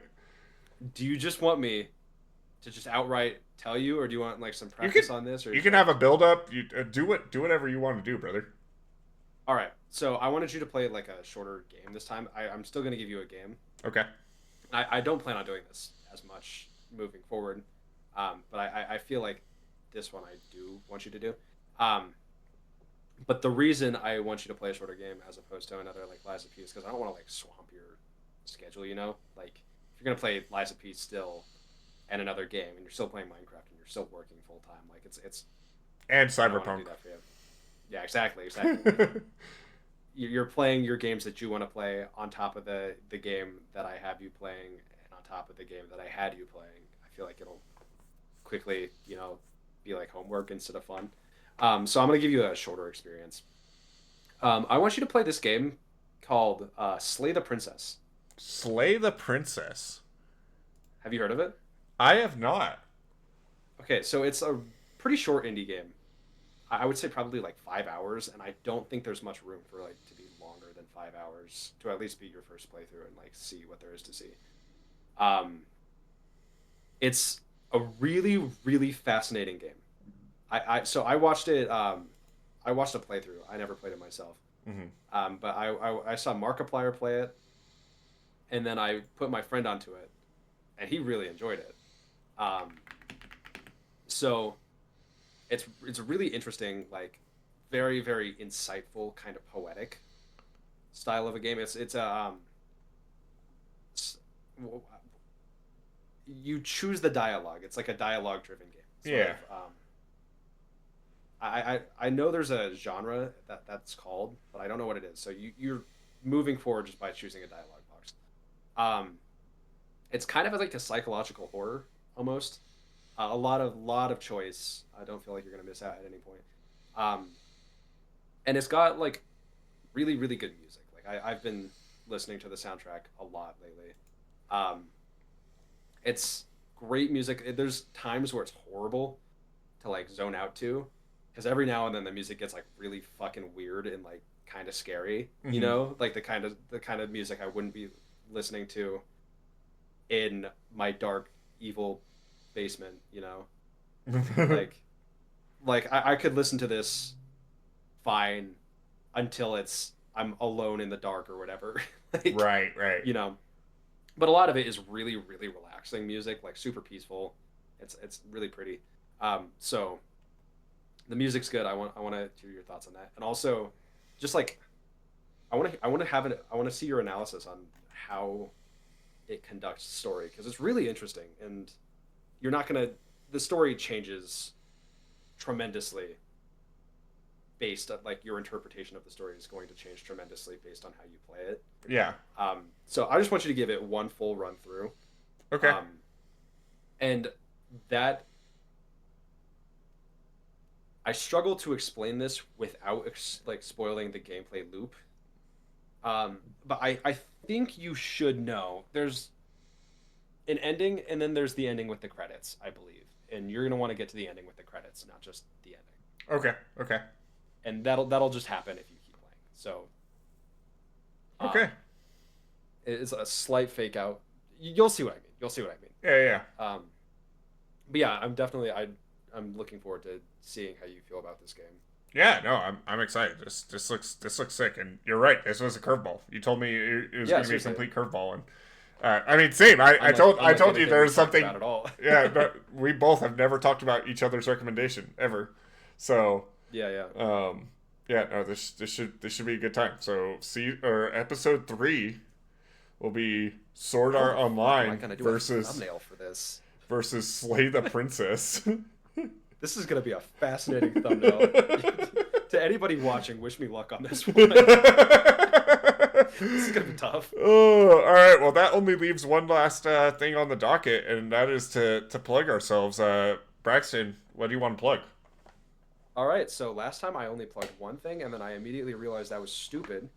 So, as the thumbnail artist, I first want to plug my art account. I'm only on Instagram right now. I'm looking to do YouTube soon, but not right now.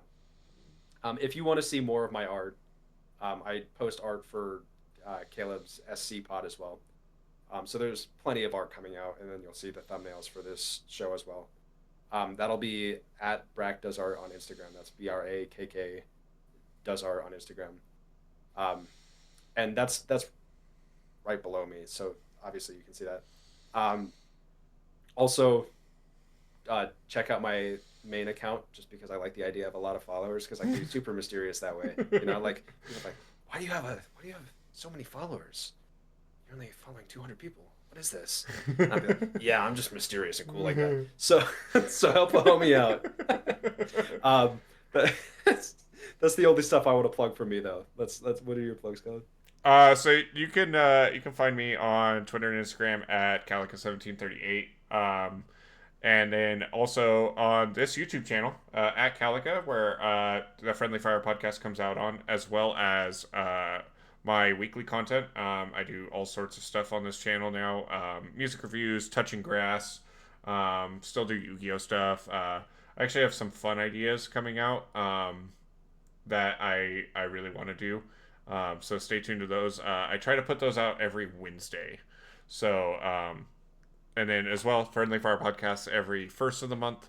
And then as we've alluded to multiple times, I also run another podcast called SCPod with my good friend Zach. Braxton does the art for that. And that is at SCPod, SCPod on Spotify and YouTube. And then you can also find the Friendly Fire Podcast on Spotify as well, where we have a total of 5 listens. So, at time of recording. So, yeah, everybody's got to start somewhere. So, it took us like, 2 years before we hit even 100 viewers on SCPod. So, it is what it is.